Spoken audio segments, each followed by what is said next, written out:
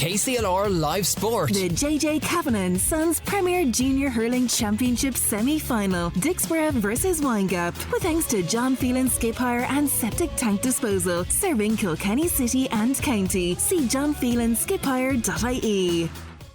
Canavan is over at the far side of the field. He seems to be giving the line ball into Dicksboro, but I thought that should be going the other way, on you. Yeah, same. I thought it was actually a Windgap ball, but nonetheless Dicksboro will certainly take it. You can see by this game, it's, both teams are really going at it hard from the start.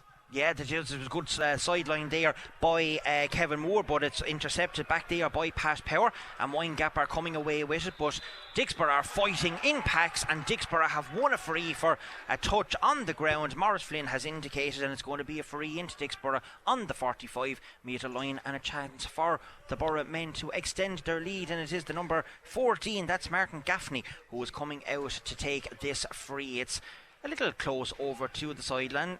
Kieran Canavan is pointing to the position where it should be taken from, and he's certainly putting it inside the 45-metre line. They're about 5 to 6 metres in from the Ardon de Gross stand side of the field. Beautiful sunshine here in UPMC Nolan Park, with the breeze is probably favoured in Dicksboro, looking at the tricolour away on the O'Loughlin's end of the ground, and Martin Gaffney with his first shot at the post, getting ready, and can he convert?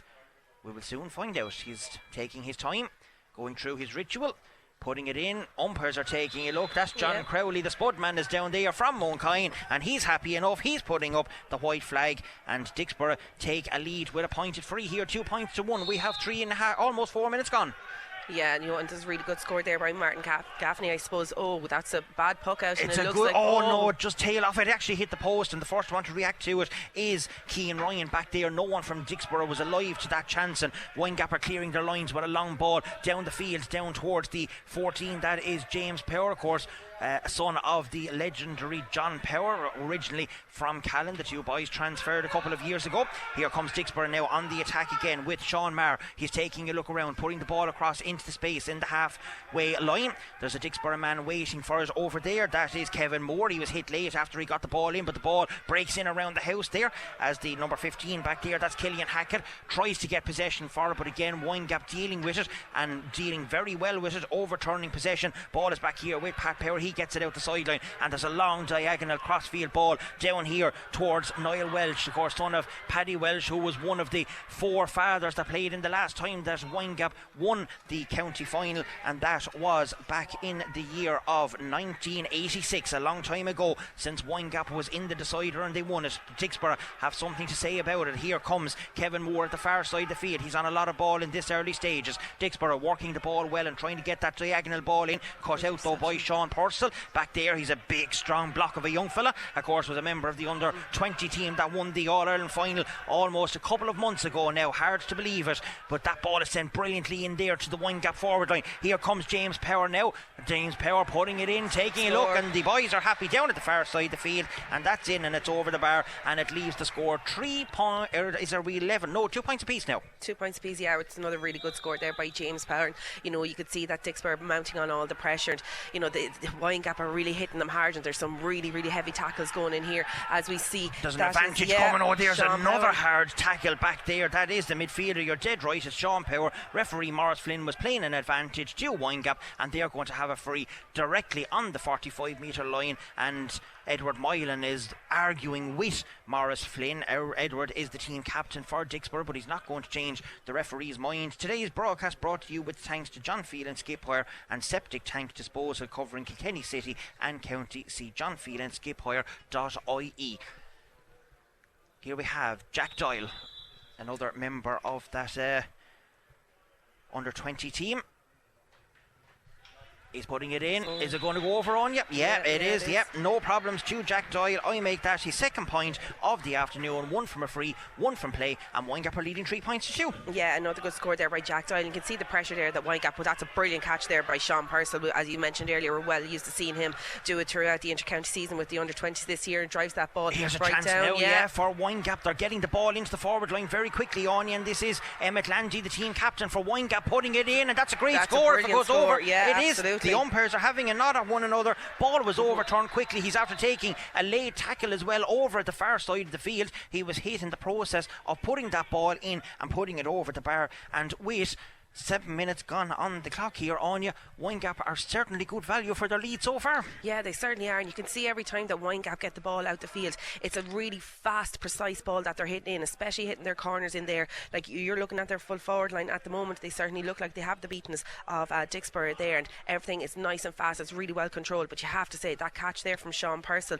to set up that final score there by Emmett Landy, he didn't have to rise too far off the air. He's a fine size of a young lad there, and he's well able to keep into the pace there as well. They certainly are. Well, Windgap well up for this game. They haven't played in a semi-final in a number of years as well, but Dicksboro taking a short puck out there between Brian Minogue and Killian Timmins. Brian, of course, a former juvenile goalkeeper with Kilkenny. That might break here as far as Sean Maher. Sean taking a look at the post, and with ease he's putting it in and putting it over. That's a good score, and that is a second point. I make it for Sean Maher in the first stages of this first half, and there's only a point in it now. 4 points in favour of Windgap. 4-3 on you. Yeah, you can see Sean Maher, he was just kind of waiting around there outside of the ruck, took the ball on, and great score at a tight angle as well. I think that just managed to stay lovely asleep. stick work there by Niall Welch as he puts a decent ball in around to the full forward line as well, but it's well read back there by Killian Timmins, and he's coming away with the ball, taking a look around. It's not a great pass put down towards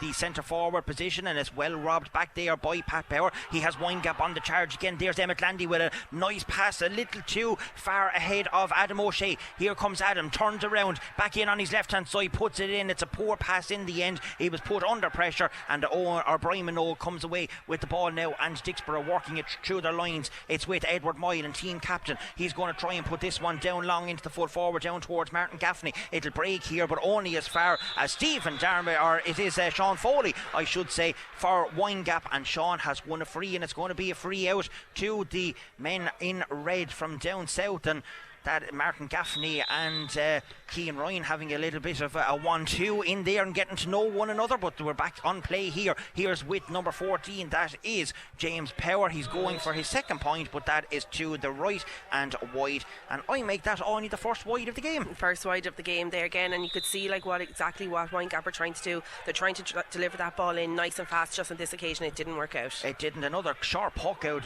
Dicksboro playing the ball very short. There's a lovely turn in there by the 15. Oh, that's a good tackle, I have to say. It was by the number 5 back there. That's Willie Phelan. He managed to look a bit wild, but he did win the ball fairly, says the referee, and I thought so too. Windgap working the ball very well through the lines. They're picking out their passes very well and putting the ball straight into the hand. That one goes a bit skew-ways on Emmett Landy, and it's Killian Timmins who's coming away with it.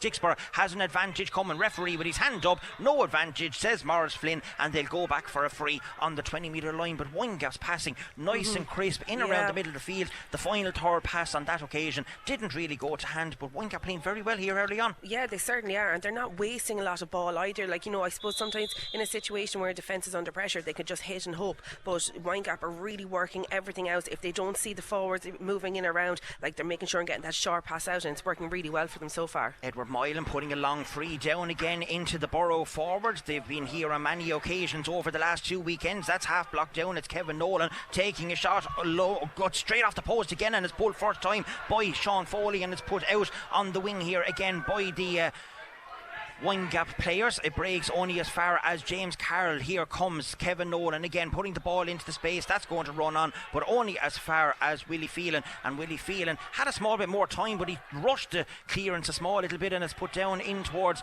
the half forward here on the Ollie Welsh stand side of the field. And again, Dicksboro dealing with that very well, and it's Edward Moyling putting a long ball down. Windgap trying to break it down this time. Dicksboro trying to get a bit of possession. It's here with Aaron Murphy. Aaron gets the ball out to Kevin Moore. Kevin going forward. He's running past 2 Windgap defenders down on the 13-metre line, but that's great work tackle, back there, by Sean Power. Sean stuck to his task, stood on the Dicksboro man, but Dicksboro are now putting Windgap under severe pressure. They got the ball back momentarily, but Windgap are dealing with it, but they're putting themselves under severe pressure, trying this short pass out, trying to get it out of the defence, and it's belted down the field this time by Cian Ryan down as far as the wing forward. James Culleton on the DeGraw stand side of the field. There's a scrap ensuing for it now. Possession is down on the field, everyone fighting for it. Windgap are harrowing. Kieran Canavan has his flag up, and it's going to be a line ball to Windgap as they try and take it quickly. Maurice Flynn says, let's slow things down a little bit, lads. You're not the required distance away. It's a line ball to Windgap over on the far side of the field.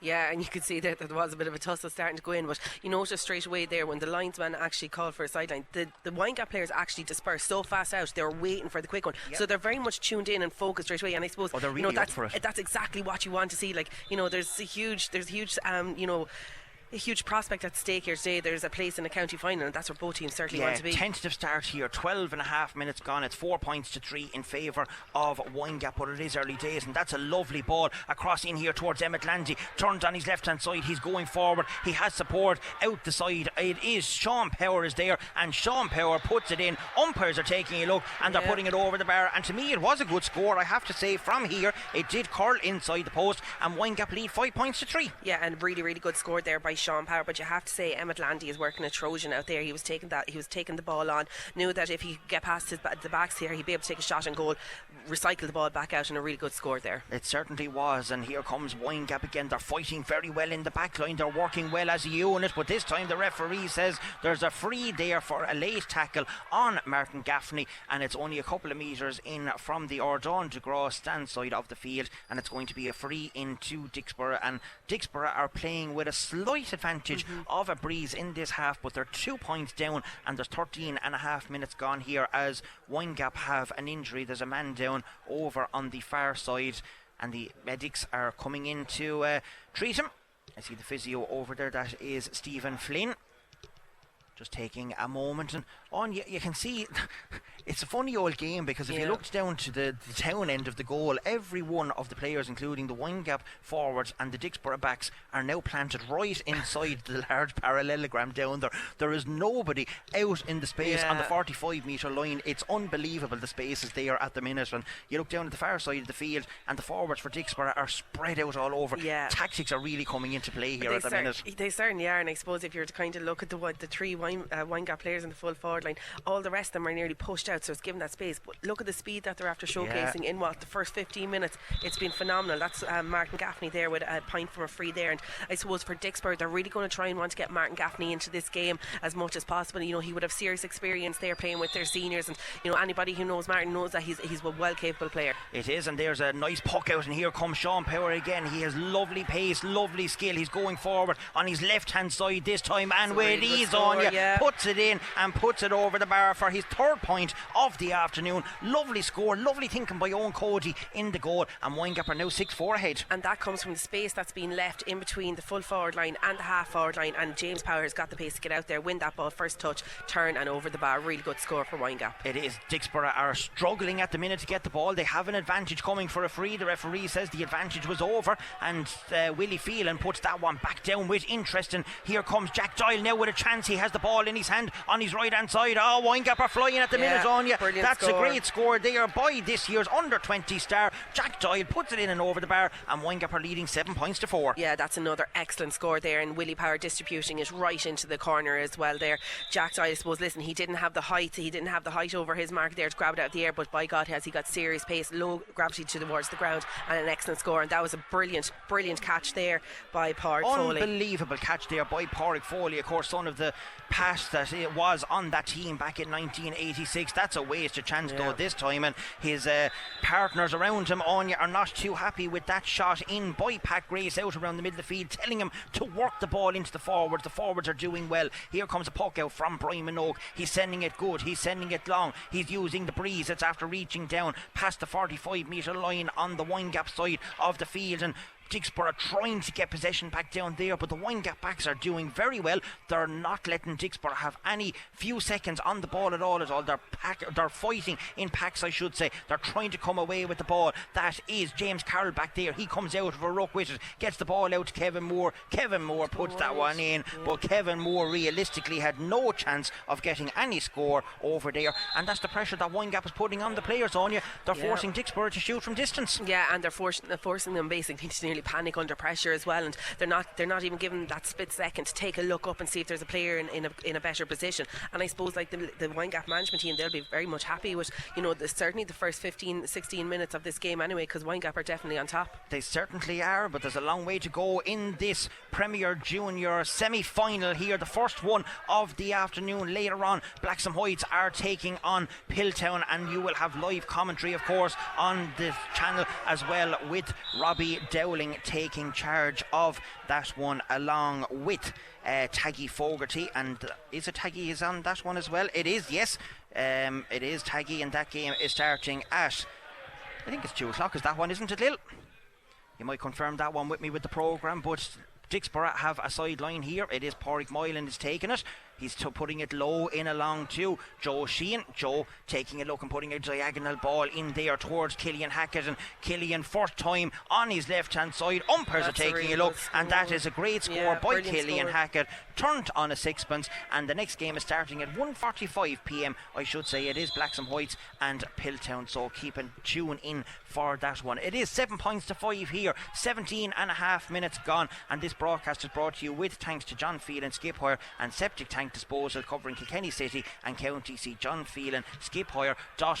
Dicksboro coming away with the ball this time. Here's Charlie Nolan. First time we've seen Charlie on the ball, but it's blocked out over the sideline. It's going to be a line ball to Dicksboro at the far side of the field. And you were talking about it on you, Dicksboro, while the intensity of a championship game might not be there, Windgap, as soon as Dicksboro gets the ball, they converge on him all of a sudden, and they're not giving any space at all to the Dicksboro forwards. No, they're certainly not. Like, they're hunting in packs. They're really hungry, and I suppose, like, if you're looking at this game and you're a neutral spectator for the first couple of minutes here, it's very clear to see that at the moment Windgap are definitely more up for this game than Dicksboro are. They are, and we'll have to keep an eye on the tactics, because Windgap seem to have a plan A at the minute. They're sticking to it, and there comes the corner forward. That's a great block down over there by Kevin Moore, and Kevin puts the Windgap defence under pressure, probably for the first time, and it is panic stations back there for it was Sean Foley that tried to clear that ball out, only out over the sideline, and it will be a line ball to Dicksboro, but they're almost on the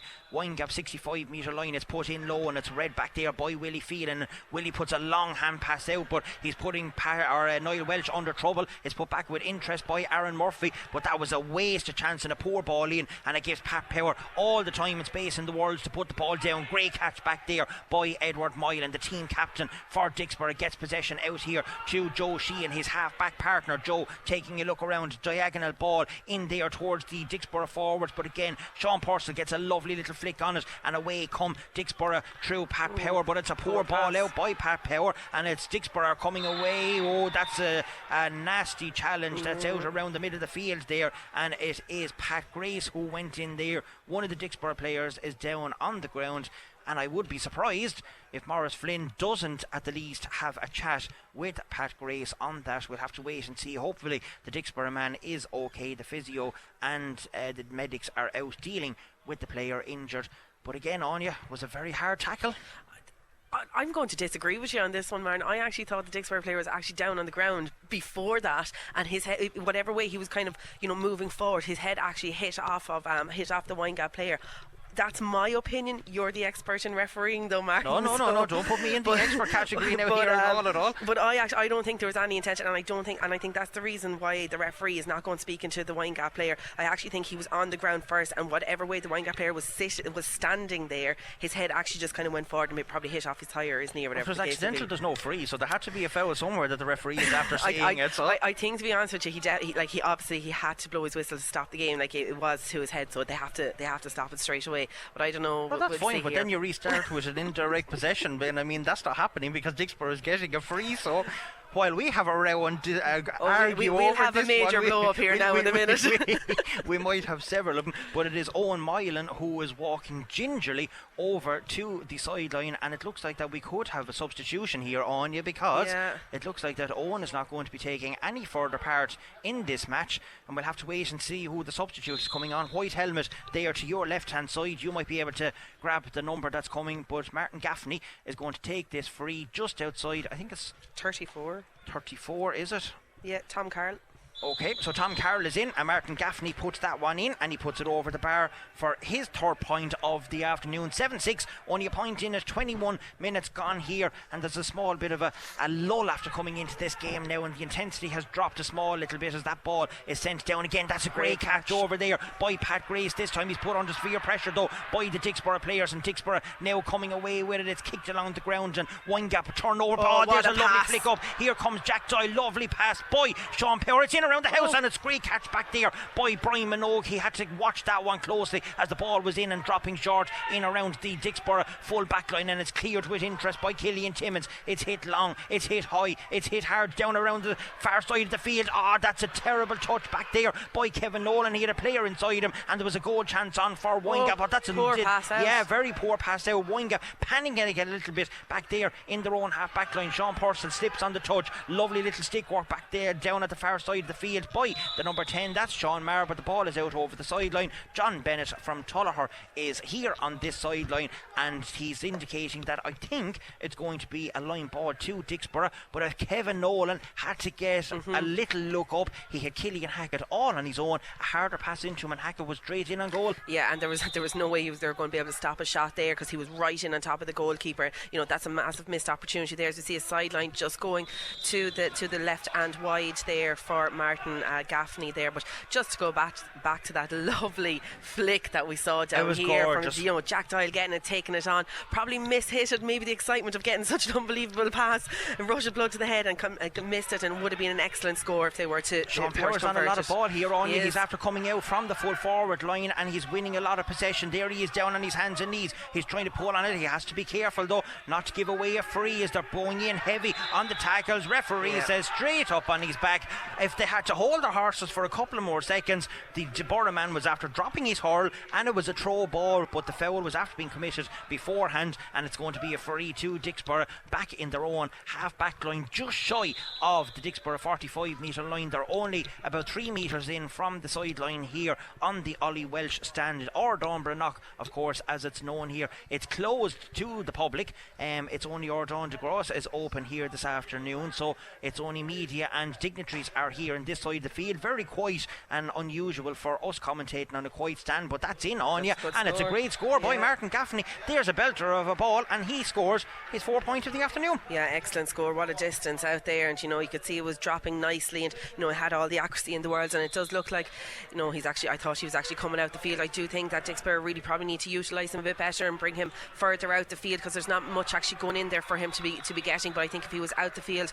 further he'd be able to win a lot more possession on the ball. Well, 24 minutes gone here in UPMC Nolan Park in the first of the JJ Cavan and Sons Premier Junior Hurling semi-final. Teams are level for the second time here, 7 points apiece. It is the meeting of Windgap and Dicksboro, and both teams are going at it, and it's been an entertaining game so far. Not too many scored, not too many goal chances, but when the scores are taken they have been some very nice points here, and there's a sideline to Windgap over at the far side of the field. It's going to be taken by Niall Welch. It's a decent line ball as well, put in around the house. There's a lovely catch. Here comes an overlap here now for Windgap. It's with the number 15, that is James Culleton. He didn't take the overlap, went for the shot himself, put it over the bar, and Windgap lead again 8.7. Yeah, that's a brilliant score there, and you could just see the take I took, but all the space that he was given inside there, and when he got his player he certainly had the pace, and an excellent score just to push Windgap ahead by a point. They surely do. We have 5 minutes plus stoppage here in this first semi-final to go in UPMC Nolan Park as Windgap are trying to clear themselves out of danger. That was Cian Ryan back there, but again it's overturned by Dicksboro. Possession back again to the men in maroon as it's sent down towards Killian Hackett. Here comes Hackett on his left hand side, but it's a great block there by the number 2, that's Pádraig Foley. He stuck to his guns and stayed with it. Now Windgap trying to get a score back themselves at the other side of the field. Jack Doyle fighting for it, so too is Emmett Landy. Landy kicks the ball ahead of himself along the ground. There's 3, 4, 5, 6, 7, 8 players now in trying to win this ball. Who's going to come away with it? The answer is no one at the minute, because the ball is still down on the ground. Referee Maurice Flynn is leaving the players at it, but Dicksboro come away with it. It's the number 8 back there as Emmett Landy has gone down with an off the ball tangle, and John Bennett is having a look, so we'll keep an eye on that one on you. But it's Dicksboro coming away with it. It's Kevin Moore, lovely little flick off the hurl over there at the far side of the field by Willie Phelan, and we're just keeping an eye here now on Emmett Landy is back up on his field. John Bennett is walking down along the sideline. Umpires are not making, he is, he's calling Morris. I can see his hand up. We'll have to wait and see. So definitely something happened off the ball, but it is a line ball to Dicksboro over at the far side of the field. It's a good line ball, but it's cut out back there by Sean Purcell. He didn't get ball up into his hand, but he manages to get it to Niall Welsh. Niall Welsh evades a couple of tackles, puts a lovely ball down along the sideline in there towards James Culleton just after getting on the score sheet. Back there is Tommy Farrell. Tommy Farrell has fouled James Culleton. There's an advantage coming to Windgap. No advantage coming. It's going to be a free. Dicksboro management not happy with that decision, but referee Maurice Flynn is adamant there was a free over there, and it's going to be a free into Windgap just outside the 20 metre line, as the linesman at the far side of the field, Kieran Canavan, is telling the Dicksboro management to get back in onto the sideline.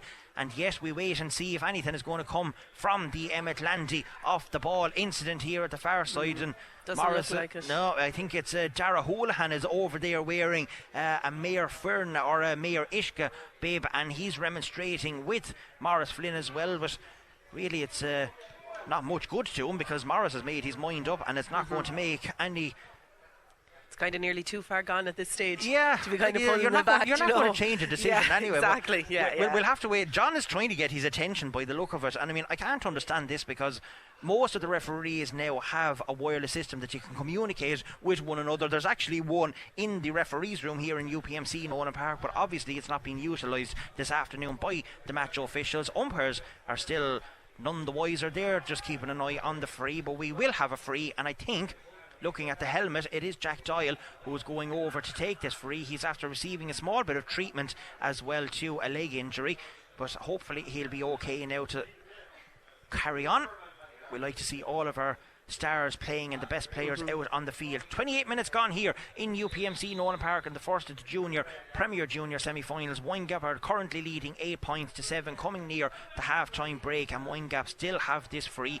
It's been a long time since the free was awarded. There's at least a minute to a minute and a half gone, so it's going to be interesting now to see whether Jack can slot this over. It's not easy. Umpires are nodding at one another. That's a great score, Jack Doyle. Yeah. That is his 4th point of the afternoon, and Windgap extend the lead out to 2. Yeah, and that wasn't an easy angle, as you see the ball here poked out very fast there by Brian Minogue, and just going to win it there. We have Emmett Landy, and look how far back he's after, going right back to his own half-back line. I think that's a bit soft now to be free. I thought he was only standing his ground, to be fair, but Maurice Flynn is closer than I am here to the play, so he has decided that there is going to be a free, and we can see that Sean Power is giving Morris a little bit of variables as well. Morris is telling him now to be quiet. It's still going to be a free, and as I said, once a referee gives a decision, he's not going to change his mind anyway, and it is Martin Gaffney who's going to take this free over at the far side of the field. He's very close to the sideline. He's only about a metre in from it. He's a good distance out. He's about 6 metres away from the Windgap 65 metre line on the angle. This is probably measuring 65 to 66 metres, I would imagine. It's a pity we don't have a golf tracker that we could see exactly what the distance is, but he certainly has no problem with distance, and he has no problem with accuracy either on you, because that's Martin Gaffney's 5th point of the afternoon. It reduces the margin down a small little bit. I make it 9 points to 8. Yeah, 5 frees from Martin Gaffney, 2 from play from Sean Maher, and Killian Hackett getting in there with a point for Dicksboro. And for Windgap after doing all the hurling. What a catch back there by Jack Doyle. Brilliant. Plucks that one out of the air. If this goes over on you, it's a great score. Pick it up. Yeah, pick that white flag up. That deserves a great score. Well done, young Jack Doyle. That's the score of the afternoon. It puts Windgap ahead 10 points to 8. That was a fantastic score. Oh, absolutely brilliant. He just came out, he rose right up into the air there. Great catch, had a quick look, ball over the bar, and he was put under a lot of pressure there as well. You have to say, as you said, Martin, definitely score of the game so far. Oh, he got away with a throw ball on that one, but anyway, here comes Windgap on the attack again. Here goes Emmett Landy. He's away from Edward Moylan. Landy is still going. He's past the 45 metre line. He's still going forward. Ryland is trying to get him. It's a poor pass though. It might reach Jack Doyle. Can he get 2 in a row? Swivels a small little bit on his right hand side. The answer is yes, he can. It's worked out a small little bit. That is Jack Doyle's 6th point of the afternoon. They certainly got away with a throw ball in that one. They won't care. Windgap lead 11 points to 8. Yeah, another really good score there by Jack Doyle, but you have to say Emmett Landy again taking on the Dicksboro defence there and just opened up a pathway for him, and another really good score for Windgap. They are. Windgap beat Tullaher Rossberkin the last day to get to here. That ball is in and it's gone to the left and it's gone wide. Curly Crowley down there waving that one wide. I wonder has he a bag of spuds free in the car today? Should be great. Could do it a bit of match there now at the moment. Well, we're still playing on here. We are 31 and a half minutes gone here in UPMC Nolan Park. It is Windgap leading 11 points to 8 as Owen Cody sends that one down the field. It's sent long. Another great catch out there by, that is Pat Grace I think it is, but it's a poor pass in. It meant for Emmett Landy. It's out over the sideline. It was intercepted back there by Edward Moylan, and the ball is out. And again, there's a lot of line balls over the far side of the field.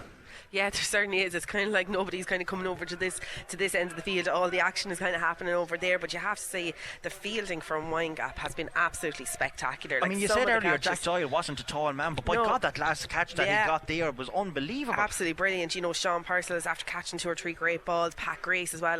They're really they're really big, strong men. In the tackles that are going in, this is a very good quality game. It is. Blacks and Whites just after arriving into our right hand side. Of course, they are managed by our colleague Eddie Scally. That's another hard tackle in there on Emmett Landy. There's a small little bit of afters, but Emmett is down on the field. That's going to be painful. Windgap have the free just inside the Dicksboro 65 metre line, and this time it's turn for the Windgap management to get a little irate with the treatment that Emmett Landy is getting over at the far side of the field. But Windgap will just take their time. Referee Morris Flynn is going in to have a small little bit of a chat with his linesman over at the far side of the field.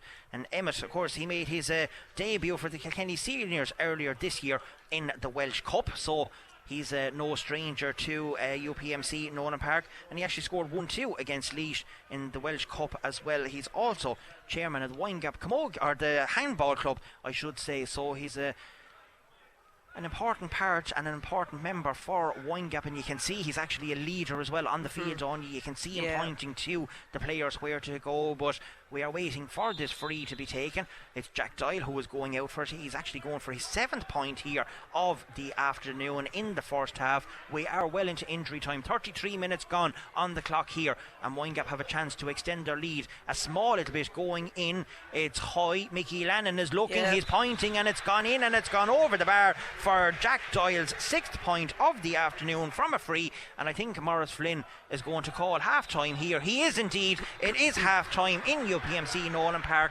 It is 12 points to Windgap and 8 points to Dicksboro. And Anya, to be fair, Windgap are certainly worth their lead for this first half performance. Yeah, they certainly are. They've definitely come out of the blocks there, all guns blazing in the first 15 minutes, and they really were dominating. And I suppose then Dicksboro kind of slowly but surely started creeping into the match. It was 8 points apiece there at one stage, and you were kind of looking at it for all the hurling that Windgap are after doing. Dicksboro are still in there, but you have to say the last 10 minutes certainly Windgap have back. They've dominated, and it's all kind of set off by that Jack Doyle point there. And, he went back down the field. He got a 2nd point then straight after that, and I suppose when you're looking at it, definitely Windgap will be the more happier team going in at half time, but they have to remember they can't fall asleep for 10 minutes they kind of did there in the first half, and they let Dicksboro back into it. I think Dicksboro probably haven't got going, and I suppose that's something that the Dicksboro management team will be talking to them, you still haven't started hurling, you've got 30 minutes, you're four points down. They really need to kind of get going on that. And I suppose for the likes of him, in my opinion, I'd be pushing Martin Gaffney out the field. I think they haven't got enough out of Killian Hackett there either, so that's something that they certainly need to be looking at. Well, it certainly is. We can see that the secretary for Dicksboro, Shane Kavanagh, is out having words with Morris Flynn as well. But as you mentioned, Dicksboro, I mean, they will be disappointed with the first half performance. They're playing with the breeze. They started very, very well. We can see the danger that Killian Hackett in particular is causing when he gets the ball in the full forward line. The problem problem for Dicksboro, they're not getting the ball in, but to be fair, Windgap defence are playing very well back there. Oh, they're playing absolutely excellent. Like, you look at that full back line there for Windgap, Park Foley, Keane, Ryan and Sean Foley. Like, they're not doing anything spectacular, but what they're doing is they're getting the little flicks away. They're pushing, keeping it nice and easy. Like, they're a real proper full back hurlers. Like, everything's just about getting it out. And then I suppose then you're backed with like Willie Phelan, Pat Power and Sean Purcell on a half back line. 3 big men, well able to catch a ball and well able to strike it. But I think what's certainly after impressing me most about Windgap, it's their distribution of the ball. They're not wasting anything. If the long pass is not on it, they're giving the short pass, they're getting the ball out the field, and they're making sure to utilise that space for their full forward line in there, because we've seen it, they have serious pace to burn. James Power, Doyle enough ball, and James Power, the two of them working very well with him, Atlantean in centre forward. It's a trio that's there is going to cause Dicksboro a lot of problems, and with the breeze we can see is that ball is going to go along into the full forward line, I think, in the second half, and Dicksboro are going to be under pressure. I think they will, and you're probably going to see in this half there, Edward Moylan is probably going to have to sit back a little deeper there and sit right in front of the Windgap full forward line, because as you mentioned already, they're literally all crowding in around that square down there, and they have the pace to run either way. But Edward Moylan is going to have to play, in my opinion, as that sweeper. He's going to have to sit right back there, cut out whatever ball. He's really going to have to grind it out for 30 minutes, and that's something that Dicksboro seriously need to look at. I think tightening up everything and even pushing their half back lines, pushing their half forward line, their midfield and their half back line right down. I think that's going to be a massive thing for them. Well, it certainly is. It is the first of our Premier Junior semi-finals. It is half time here in UPMC Nolan Park. It's a 4-point lead for Windgap as they lead Dicksboro 12 points to 8. This broadcast brought to you with thanks to John Phelan Skip Hire and Septic Tank Disposal, covering Kilkenny City and County. See johnphelanskiphire.ie. We're going to take a small break. We'll be back live for all the action in the second half after these few short ads. KCLR Live Sport. The JJ Kavanagh & Sons Premier Junior Hurling Championship semi-final. Dicksboro versus Windgap. With thanks to John Phelan Skip Hire and Septic Tank Disposal, serving Kilkenny City and County. See johnphelanskiphire.ie. Yes, you're all very welcome back here to UPMC Nolan Park for the second half of the Premier Junior semi-final, Windgap versus Dicksboro. We've already had a bit of action before the match has even commenced for the second half, and that is a yellow card issued to Kevin Moore by our match referee Maurice Flynn just as Dicksboro came out onto the field. The second half is back underway, and Windgap again are charging forward with the ball just like they did in the first half. They have a 4-point lead. Can they continue to stay ahead of the Dicksboro men and get to a county final? They last won it back in 1986. Dicksboro was in the decider 2 years ago where they lost out in extra time to Connacht Shamrocks. Here comes Dicksboro on the attack now with Charlie Nolan. Charlie putting that ball up into the full forward line, but again back there it's Stephen Darmody dealing very well with that, misplaces the pass out. It comes again out as far as Sean Purcell. Sean is a fine block of a man going forward, and he just pushes the Dicksboro man aside as that ball is put in. Here's a chance here. It comes out. Here's a chance for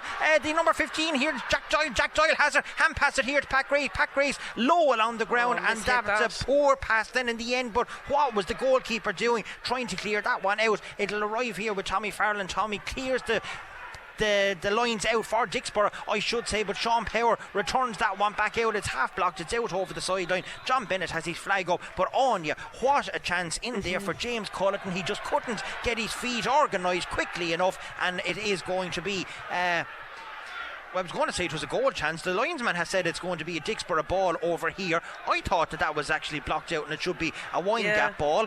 The referee is now going over to have a chat. He's walking very slowly, I have to say, over to have a chat with the linesman at the far side over there, and they'll come to some sort of a conclusion to see what way it's going. But that was certainly a goal chance for Windgap, and now Maurice Flynn has decided he's going to throw the ball in instead of giving a line ball to either one of the teams. Now here comes Tom Carroll, was brought on as a substitute in the first half in place of injured Owen Moyle, and that ball is sent down there towards the Dicksboro man. That should be a free to Windgap. He's lying on the ball, completely covering it. Referee in close proximity says that it's okay, and we continue on with the play. Here comes Windgap. Have they got the ball out on you? There's a lot of Dicksboro players lying on the ball again. Morris is going to throw the ball in this time. As he said, there's too many bodies there, and it's going to be a throw ball on the Dicksboro 65 metre line.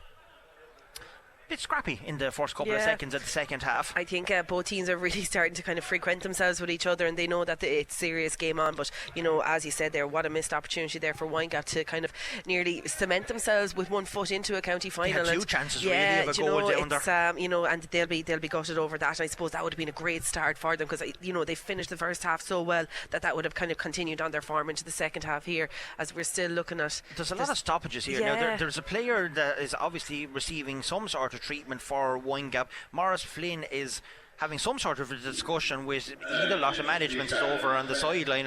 It's hard to know really what's going on over there, but what we do know is this broadcast is brought to you today with thanks to John Phelan Skip Hire and Septic Tank Disposal, covering Kilkenny City and County. See johnphelanskiphire.ie. And don't forget, later on after this, you will have the second of the JJ Cavan & Sons Premier Junior Hurling Championship semi-finals, the meeting of Blacks and Whites versus Piltown, with live commentary from Robbie Dowling and Aidan Fogarty, before the senior championship semi-final game at 3:30 later on between Ballyhale Shamrocks and Tullaroan, with Ronnie Ronan and Taggy Fogarty also on commentary as well. Ball is put in there. There's a great catch in there by Jack Doyle. He's after turning his play. Emmett Landy. Here he comes. What a save back there by Brian Minogue. That was a chance, and Maurice Flynn has said that there's actually going to be is he giving a free out, or is he giving the 65? 65, I'd say. Has to be a 65. It came no, off he the is. goal, He's just pointing to put it out. Yeah, what a save back there by Brian Minogue. But Emmett Landy, he'll be disappointed on you. He didn't slot that in. Yeah, that's 2 great goal chances early for Windgap. They could have Dicksboro dead and buried already. Yeah, they could have easily, but you have to say Brian Minogue very fast off the line there. But credit where credit is due there to Killian Timmins as well. He was holding on to Emmett Landy, and you could see that Emmett Landy couldn't even get a proper strike off. It was a one-handed strike. And God only knows, if he had his 2 hands on that with the power of that ball, it would have been definitely in the back of the net. He would have rattled the net, definitely. But here's a chance for Jack Doyle. He has 6 points already in the first half. He's going for his 7th point. Linesman is trying to get one of the Dicksboro players. It's Joe Sheehan back the record his distance. And here comes Jack Doyle. He's gingerly picking it up, but with accuracy putting... No, actually, I thought that was actually going to go over, but no, it's not. It's after tailing off, and it's only Windgap's 3rd wide of the game. Yeah, and I suppose he'll probably be disappointed with that. It's definitely, there's 3 scores that, and that's a poor puck out there by Brian Minogue, and we have James Culleton's really putting the pressure on there. He is, but again, it's Stephen Darmody who's dealing with that very well, and here comes Joe Sheehan, gets away there from Sean Power with ease. He's going forward with the ball, gets the ball out here to Kevin Moore. We've seen a lot of Kevin in the first half, but that's a poor misplaced pass down there. It's going to be mopped up back there by Pádraig Foley, and Pádraig Foley, that's a terrible pass out, and now he's at putting Windgap under pressure, and the ball is dropped short, as here comes that is James Carroll back there. James tries to put a pass back to Kevin Moore, but again Windgap coming away with it, putting themselves under pressure. Joe Flynn is having a look at it, and he's going to say it's a wide ball. He's a bit indecisive, but he's saying that it's a wide ball, and it's going to be chalked down as another wide to Dicksboro, their 4th wide. The Dicksboro players are not happy with that call. They're saying that it is a point, as there's a substitute coming for Dicksboro over at the far side of the field, and we're just going to wait and see who it's going to be. You might see the number now on this. He's coming to your side. It looks like the number 9, Charlie Nolan, is making way. Yeah. So Charlie is coming off. The player gone on is number 19. So that's Davy Ryan.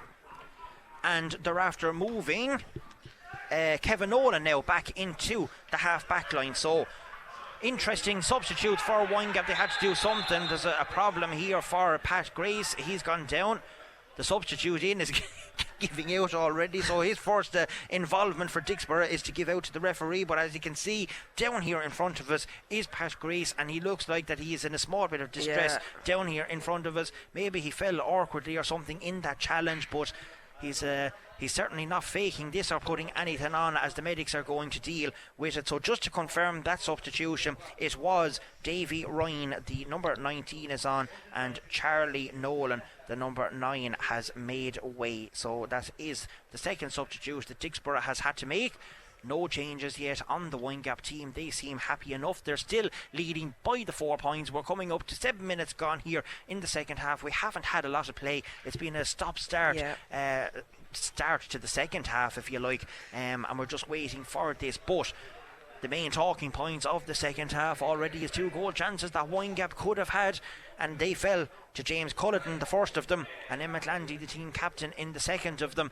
And they didn't convert them on yet, and they could come back to bite Windgap yet, as we still wait for Pat Grace to receive his treatment here on the field. Yeah, it looks like he's getting his knee looked after there, and he looks to be in an awful lot of pain there at the moment. And I wouldn't be surprised if we're going to see a substitution coming in here for Windgap. But yeah, certainly, like, the game has been very stop-start. No team is kind of able to get into any bit of momentum going, and it doesn't really help a game, and it doesn't help it kind of like from a spectator's point of view to what they're looking at, because you're not able to see anything that's going on. And I suppose, like, it's the team that's going to be able to keep on, like, readjusting their focus every time the whistles kind of stop starting. That's going to be a pivotal point in this game. Yeah, it certainly is. Well, Windgap are certainly the happiest here at the minute. Is it going to be disappointment again for Dicksboro? They were here last weekend in the St. Canice's Kilkenny senior semi-final, where they lost out to their main rivals and neighbours in the city here of James Stephens. They had 3 matches last week, would you believe it, against James Stephens. They won 2 of them and lost 1. Minors won, the juniors won, and the seniors lost. Oh God.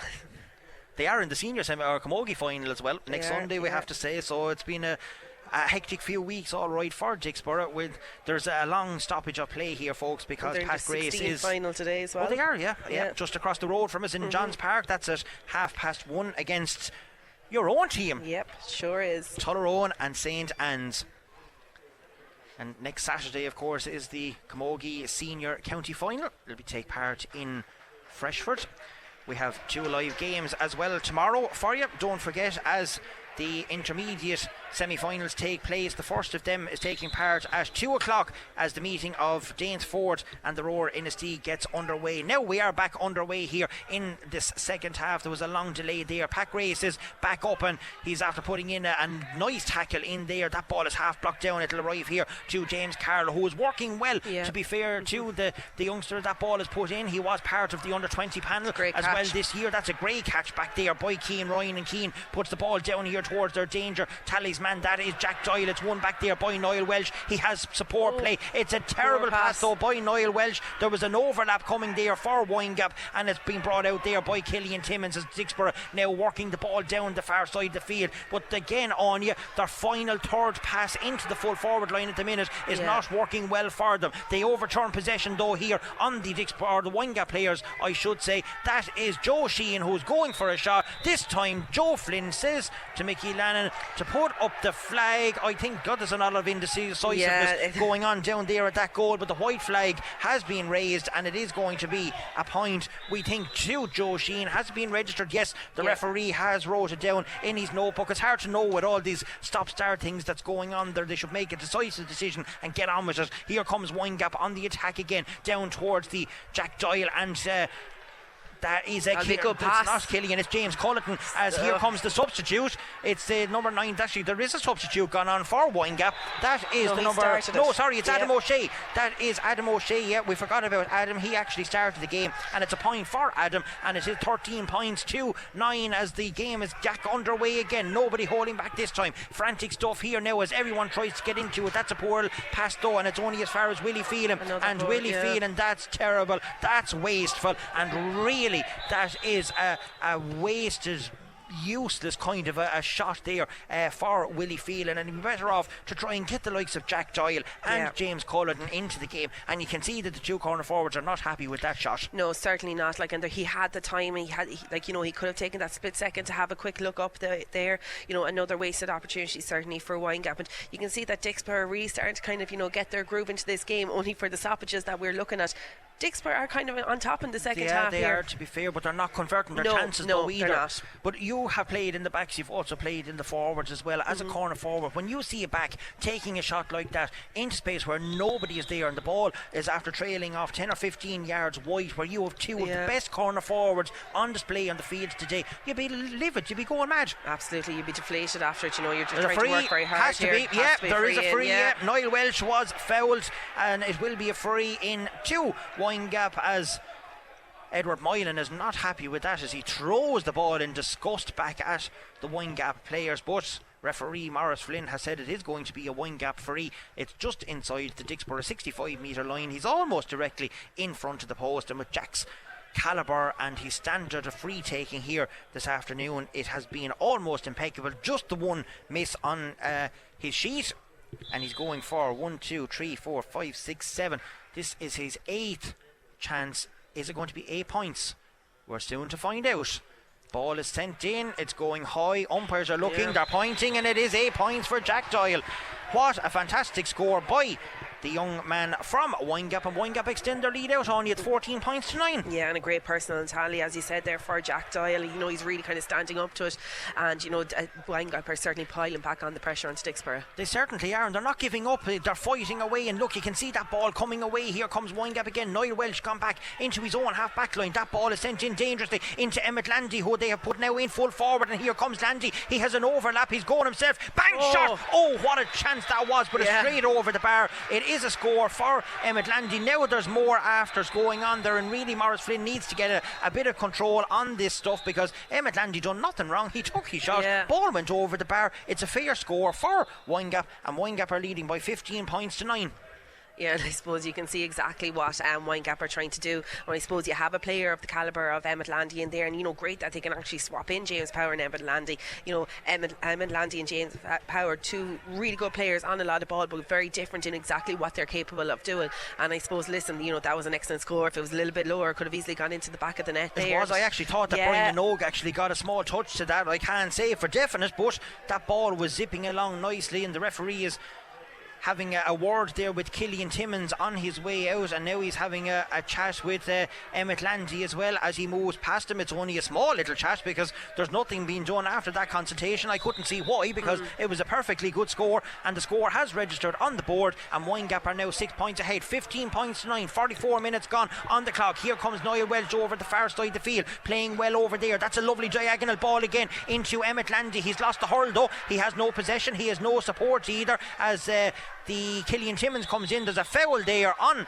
Killian Timmins for a hold back by Emmett Landy, and it will be a free out to Dicksboro. But again, he didn't give up, even though he had no hurl. He still fought and harassed the Dicksboro players, but in the end gave away the free.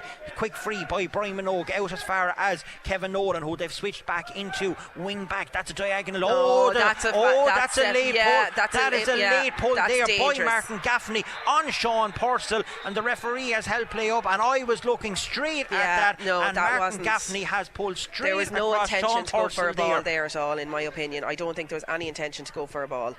I was looking straight at that, and I thought originally that Martin Gaffney is pleading his case there, but from exactly where the ball was in mid-flight, it looked like that the connection was made with Sean Purcell's head. The two boys have gone over, they've shook hands. Martin Gaffney has said there was nothing in it. The referee has done nothing at the minute. Is he given the free to Windgap? He has given the free to Windgap, so it will be a free, but Sean Purcell has got up and he's putting that ball in, and again it's gone into Emmett Landy in full forward. He turns around on his right hand side. That's half blocked down, but it doesn't matter. It's straight over the bar. Great score there by Emmett Landy. I make that his second point of the... Is it his third point? Fair play to you.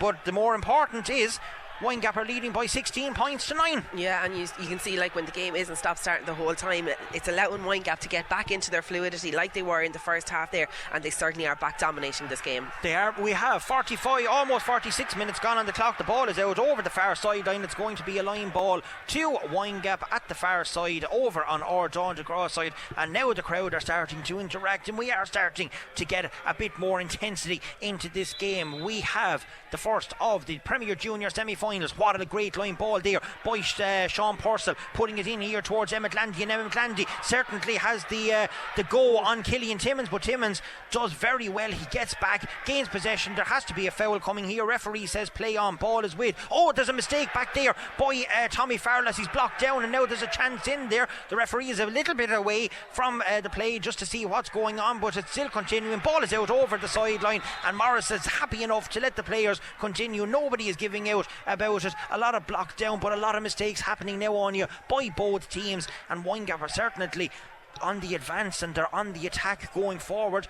they can see the one leg in this county final already. Yeah, they certainly can. But, you know, I suppose credit where credit's due there. You can see the hooks and blocks that are coming in from Dicksboro and, of course, from Windgap as well there. So, you know, both teams are certainly putting in the tackles. But you have to say, like, you know, Windgap are definitely looking superior team at the moment. They certainly are. Well, they have a 6-point lead. We have 47 minutes and 13 seconds on the stadium clock here in UPMC Nolan Park. The pitch is in immaculate condition down in front of us for the amount of games that has been played on it here recently. Credit is due to Kevin McGarry and to Johnny Coogan for the condition that they keep the pitch here. So we're waiting because there's an injury over there at the far side just on the Dicksboro 13 metre line to Emmett Landy, who's receiving a small little bit of treatment. It's what looks like a hand injury, but it won't worry Emmett too much. The magic spray has been out and Emmett is ready to continue on as Niall Welch gets ready to take this sideline.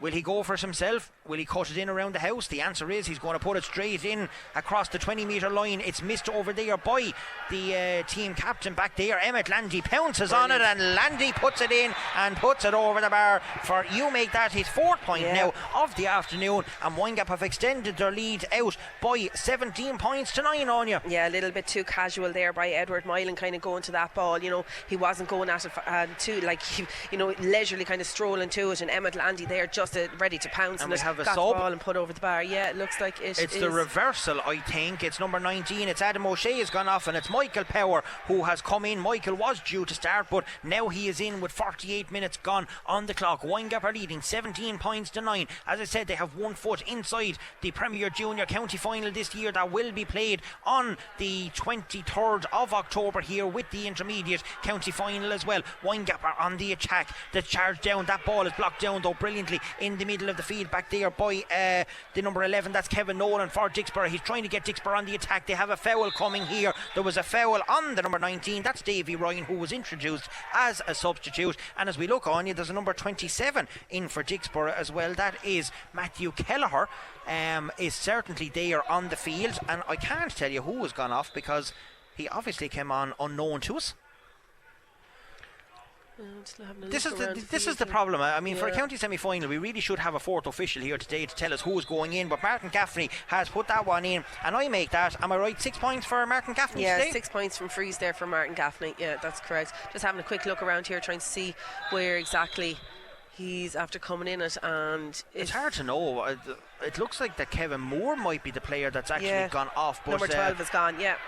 There could be Kevin could actually be gone into the full forward line in there. No, he's not. No, it does look like that it is Kevin Moore. But here comes Windgap on the attack through Jack Doyle. Jack Doyle putting the ball in now, in around the house, in towards the substitute. That was Michael Power, who was due to start. Ball is out and it's out wide, and that is going to be Windgap's 4th wide of the afternoon. But more importantly, they are still 7 points ahead. Today's broadcast brought to you with thanks to John Phelan Skip Hire and Septic Tank Disposal, covering Kilkenny City and County. See johnphelanskiphire.ie as that ball is sent out from the puck out over the sideline. The linesman over here, Kieran Canavan, says that the hand went behind the line with the ball in it, and it's going to be a line ball to Dicksboro just shy of the Windgap 45 metre line. Martin Gaffney was about to take this, but he has left it to Joe Sheehan. And Joe is getting ready. He puts a little chip like a sandwich ball into the forward line, but again it's coming out through Sean Purcell, and Sean baiting away with that one down towards Emmett Landy down in the full forward line, and good flick there by Killian Timmins, but again it's Michael Power who's quickest onto that one, rushed the shot a little bit and dropped it straight short into the hands of Brian Minogan. Dicksboro come away with it now here through Edward Moyle, and the team captain. He's trying to get Dicksboro going. Can he make a revival here for Dicksboro? Here comes Davy Ryan, the substitute. Martin Gaffney is following him, but so too is Stephen Darmody from Windgap, and he's putting great pressure on there as Niall Welch baits that ball down in towards Michael Power. It flicks down around, but it's too short, and it's only going to be dealt with by Dicksboro. Killian Timmins getting it back to the goalkeeper, and Brian Minoga sending that one down long. That's a fantastic catch back there by Sean Purcell. He's going forward with the ball. He loses out possession though. High tackle coming in there. Referee says play on. Here comes James Carroll. Tries to run onto that ball. There's a push in the back there this time. There is a foul, and it will be a free into Dicksboro just outside the 45 metre line. Good play there by young James Carroll. I'm impressed by him. I mean, he's doing an awful lot of work for Dicksboro out around the middle of the field. He's trying to get them going to no avail in the full forward line at the minute, because Windgap defence are playing very well. Yeah, you're dead right. Like, he's doing an awful lot of work there around the middle third of the field. You know, very, very pacey as well when he gets that ball, and he's looking to give a really good opportunist pass there, but it's just not coming for him. He's getting on a lot of ball, he's getting the passes in, but it's probably the work rate really from the Dicksboro forwards, that they're just not, you know, clinical and you know stamping out and getting a really good score from those passes. Well, Martin is going for 7 points. If he goes for it, it's going to drop in around short. It's put back in around the house. Here's a shot. Goal! There's a goal there for Dicksboro, and it is either the number 13, which is Aaron Murphy, or Murphy goal. The number 19, but I think it was Aaron Murphy that got the shot on that one. And now it's game on. It is certainly game on. 17 points to Windgap and 110 to Dicksboro. That's 13 points to 17. There's 4 points in it, and we have 8 minutes plus stoppage to go here in UPMC Nolan Park, as that ball is sent down there towards Pat Grace and Kevin Nolan fighting away for it. Here comes Jack Doyle. Lovely bit of space over the far sideline to Niall Welsh. He has space. He's down. He decides to put it over the bar. That's good thinking by Niall Welsh. Put the ball in, put it over the bar, and that is Niall Welsh's first point of the afternoon. And I now make it that 5 of the 6 starting forwards has now got on the score sheet. No, all 6 of them. Adam O'Shea was starting, and he did. Yeah, you're right. I forgot to put him down. Yeah, all 6. Yep, you're dead right. That's why I have you beside me. Here comes Windgap on the attack again. Through Willie Phelan. Willie Phelan putting the ball down into the space to allow. It is a little bit, but there's players, and Emmett Landy from Windgap is going to meet him, but it's well dealt with back there. And here comes Tom Carroll trying to get the ball up here towards Martin Gaffney. Gaffney lets the ball run on as far as the number 15 back there. That is Killian Hackett. Haven't seen too much of him, but there's a foul on Killian Hackett over there again. And as I said in the first half, like, if they can get enough ball into that young chap that's up there, he will cause damage, he will win frees. And there's another free here now for Dicksboro, and they have a chance to reduce the margin again, because currently they are 5 points in it. It's 18 points to Windgap, 110 to Dicksboro. Time is ticking away with almost 54 minutes on the clock here in UPMC Nolan Park, in the first of the Premier Junior JJ Calvin and Sons semi-finals. Looks like Niall Walsh is down. He's after taking his helmet off there, and after going down to his knees there, walking away from that. It must have been from a tackle. But as we look at Martin Gaffney here, lining up to take this free here to make it 7 frees for the day. Well, we know what happened the last one. They don't know whether it's a training ground move or what, but he's going a bit higher with this one. He's taking a look. Umpires are saying it's gone in and it's gone over the bar. So that is a 7th point of the afternoon for Martin Gaffney. It's now 18 points to 111, and you're dead right. We have a small stoppage again here for the injury over there to Niall Welsh, almost in the middle of the field. Could be a bit of cuteness now from Windgap to try and slow the whole thing down, really, as well, because you can see here after that goal, like, you know, Dicksboro certainly trying to get back on top of this game now. It was an excellent response there from Windgap with the free, and with a point there from Niall Walsh, and it's exactly what they needed. You need a response like that after a goal going in, but I would imagine this is kind of maybe just to slow down the momentum of Dicksboro, because they are trying to they are getting on an awful lot of ball there now. Bit of cuteness, you can't base it when you have absolutely teams in it. Although, you know, for a team that doesn't get to too many semi-finals currently, Windgap are playing very, very well, and they're trying to hold on to this lead. That ball is batted away there by Kevin Nolan, only as far as the number 27 that came in. That is Matthew Kelleher. He gets the pass back here towards his captain Edward Moylan. Moylan is putting that in around the house in there towards the Dicksboro players. Here comes Killian Hackett. Can he get away? He has support. Here comes Aaron Murphy again. Lovely stick work. Just put straight across the face of the goal, and there's a free. Is there a free? Yes, there's a free on you. Now the question is it inside the large parallelogram or is it outside? Referee Maurice Flynn is indicating there was a hold, and he is giving, it looks like, a 20-metre free, but that was another chance there for young Murphy. Like, that just zipped across the goal line. It could have went into the back of the net, but Dicksboro have a chance here with Martin Gaffney. Yeah, and you can see, you can literally see, like, no, all due respect, like, as we said, the Windgap full back line, they're really, really good hurlers. They may not have the best pace that's on them, but when you have the likes of Aaron Murphy and Killian Hackett in there, they're small, slight, really, really pacey. That's where that could punish you most. And they're after, like, Mark Gaffney seems to be just converted his 8 pointed free, and that is 2 in a row now for Dicksboro. And now there is only 1 goal in it. 3 points, 112 to Dicksboro and 18 points to Windgap. And Windgap has been a couple of minutes since they scored, as there's another tussle off the ball there. Here comes Dicksboro again. Aaron Murphy is now on the attack over there. He tries to get the ball across to one of his Dicksboro teammates, but he gets it back himself. There's a trip over there by Sean Purcell. Referee says continue on. Aaron Murphy still Brilliant going. Lovely skill. stick work. There's just tried to get the pass in there towards Killian Hackett. It's intercepted, but only out as far as Tom Carroll over here. It's actually not. It's number 31. That's Sean Keenan, and the substitute has... Wide, very slow to decide if that's a point or what it is here. We're nearly waiting. Wait. The linesman is flagging. John Bennett has his flag up. This could be overturned. We have no Hawkeye in UPMC Nolan Park, but John Bennett has thought to himself, he's Hawkeye. He had a good view of it, to be fair to the official from Tullogher Rossbercombe, and now he's having a chat with Morris Flynn out around it. Now Morris will have to go in and chat to the two umpires and tell him that John is after seeing it. He's adamant it's a point, and it's entirely up to Morris and his team of officials now to decide what's going to happen. The two boys can't be making their mind up all day.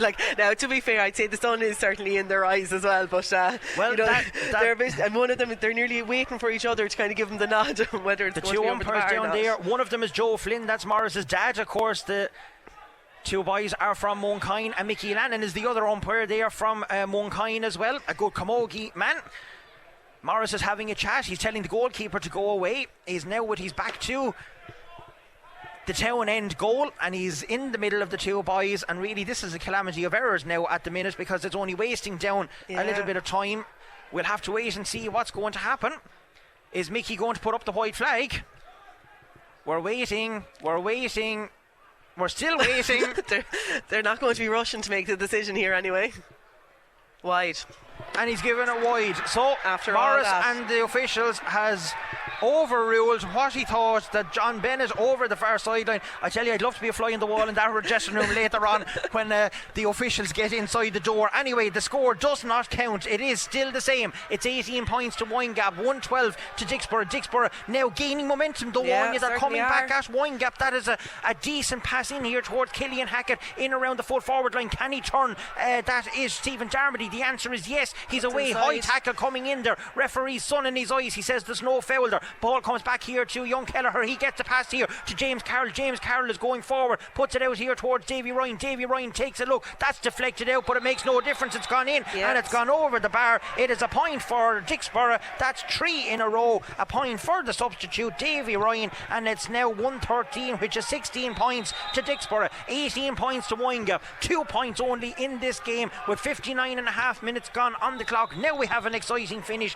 to this first of the JJ Kavanagh and Sons Premier Junior Hurling Championship semi-finals. Owen Cody puts the ball out. It's batted out. It looks like there was a hurl held there. They're after bringing out Emmett Landy again out around the half forward line. He gets a pass across here towards the number 15. That is James Culleton. Culleton tries to get the pass across. He misplaces it. He gets it back a second time. Puts a pass out here to Niall Welsh. Niall Welsh rushed the shot. Is it going to go over? No, it's not. It's gone out and it's gone wide, and that is 5 points, or 5 wides I should say, for Windgap. 2 points in it.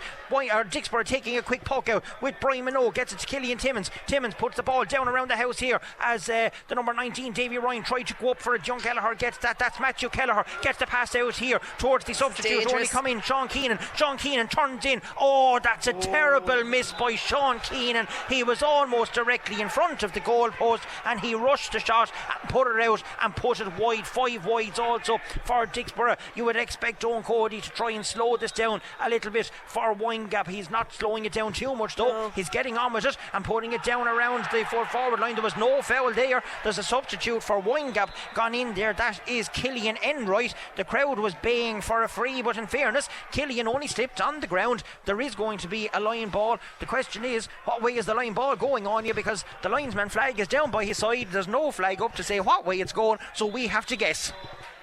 Looks like it's going to be, it's well, Niall Welsh is going over to take it, so it must be a Windgap line ball over there. He tries to take it quickly out as far as Sean Power, or James Power. James Power puts it in, takes it upon himself, and that is 4 points in the afternoon for James Power, and it's one that Windgap needed if they want to hold on to this lead. They're now leading 20 points to 113. Oh. Just a trip there by Killian Timmins. Is it 20 or 19? Have you 19 or 20? 20. It is 20. Okay, just making sure. 20 points to Windgap, 113 to Dicksboro. So That is 13-3. That's 16 points, 4 points in it with only a couple of minutes left. We are in additional time. There's a flag up on the far side this time, and there will be a line ball to Windgap as Windgap are trying to hold on to this lead. The crowd are getting animated. The Windgap crowd is looking for the final whistle to be blown. Dicksboro are looking for a free to try and get a score up at the far side of the field, and Niall Welsh is leaving this sideline over there, and then he goes back and he decides he's going to take it himself again. It's taken short in towards James Power, but it's this time out off Power, and it's going to be a line ball out, and it's going to be to Dicksboro. And now there's a man gone down again. There's a lot of off the ball stuff going on here on you.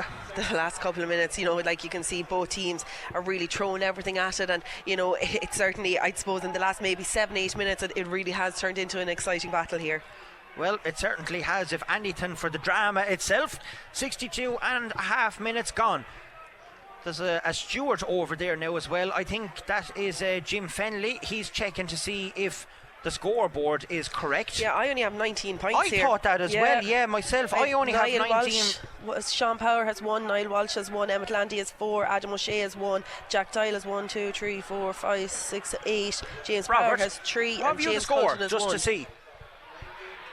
19, well, the scoreboard is certainly wrong then, because I have it, and so does the rest of the media up here in the press boxes. That ball is sent in by Emmett Landy, kicked ahead by Jack Doyle. There's a push in the back there. Yes, there is. There's a free out to Dicksboro, and we are 3 minutes in additional time. So the scoreboard, I make it, is wrong. I make it, there's still only a goal in this. 3 points, 113 to 19 points. Scoreboard is wrong, Seamus. Yep, Seamus Reid is coming into us just to double check that one. We have it with 3 points in. As Dicksboro are going to land this one straight in around the house as the captain Edward Moylan puts this one in. Hand goes up for it. There's a stick goes up for it. Sean Purcell comes away with it. Hand passes it out here to the awaiting Jack Doyle. Jack Doyle is going for a monstrous ball, but it's going to stay in, is it? No, it's not. It's going to tail off, and it's gone out, and it's gone wide, and Maurice Flynn is taking a look at his watches. He's still continuing on. Here comes Stephen Darmody putting the ball up in towards Dicksboro's hand, up towards Matthew Kelleher. Kelleher now has the ball in his hand. He's going forward. There's an advantage coming here for a pullback. The referee didn't leave him have the advantage as that ball was sent in there to the awaiting Aaron Murphy.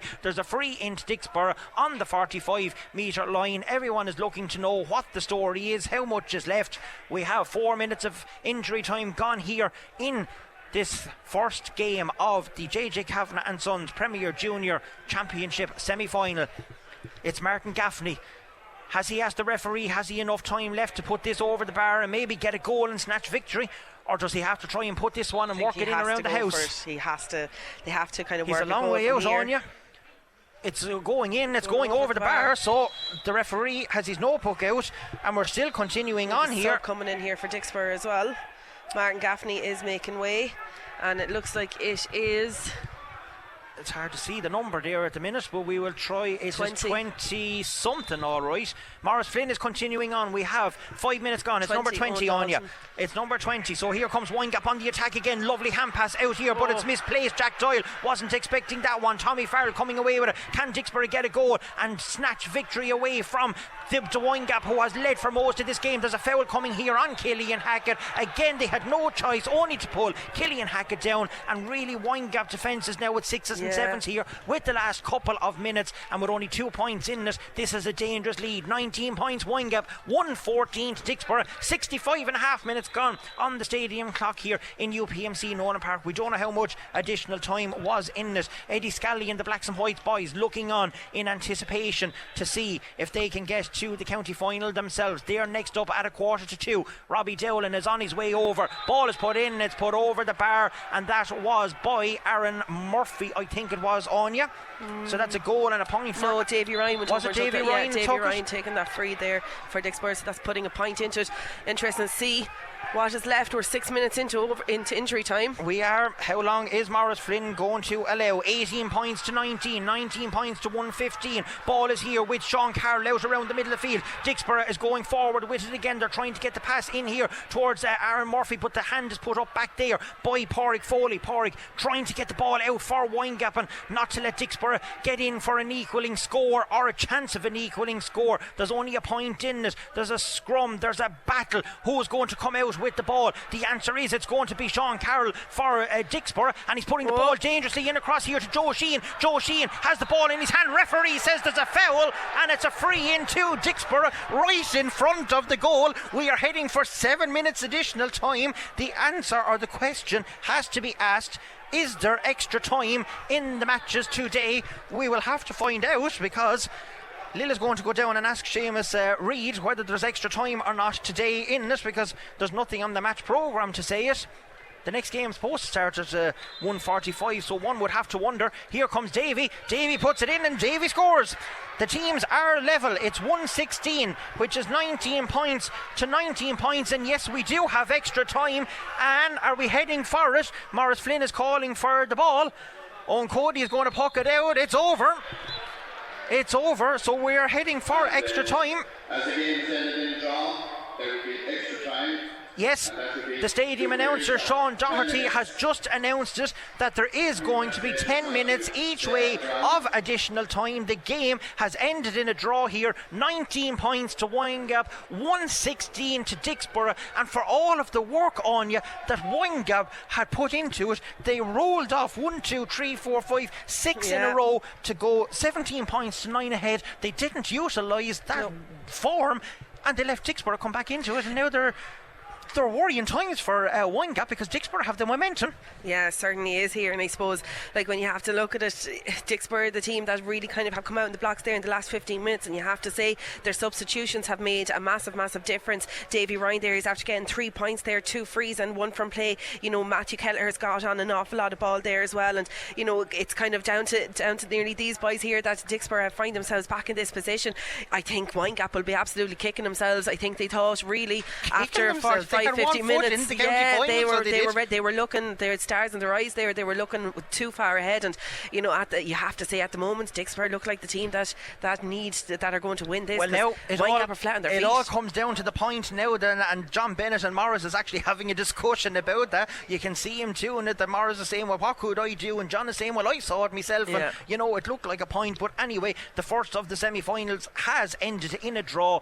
Windgap 19 points, Dicksboro 1 goal and 16 points. We have 10 minutes each way extra time to come here very soon. The broadcast today is brought with thanks to John Phelan Skip Hire and Septic Tank Disposal, covering Kilkenny City and County. See johnphelanskiphire.ie. Both teams have gone into the dressing room, so we're going to hand it back to the studio for the time being, and you'll be back here live with us for extra time very soon. KCLR Live Sport. The JJ Kavanagh and Sons Premier Junior Hurling Championship semi-final. Dicksboro versus Windgap. With thanks to John Phelan Skip Hire and Septic Tank Disposal, serving Kilkenny City and County. See johnphelanskiphire.ie.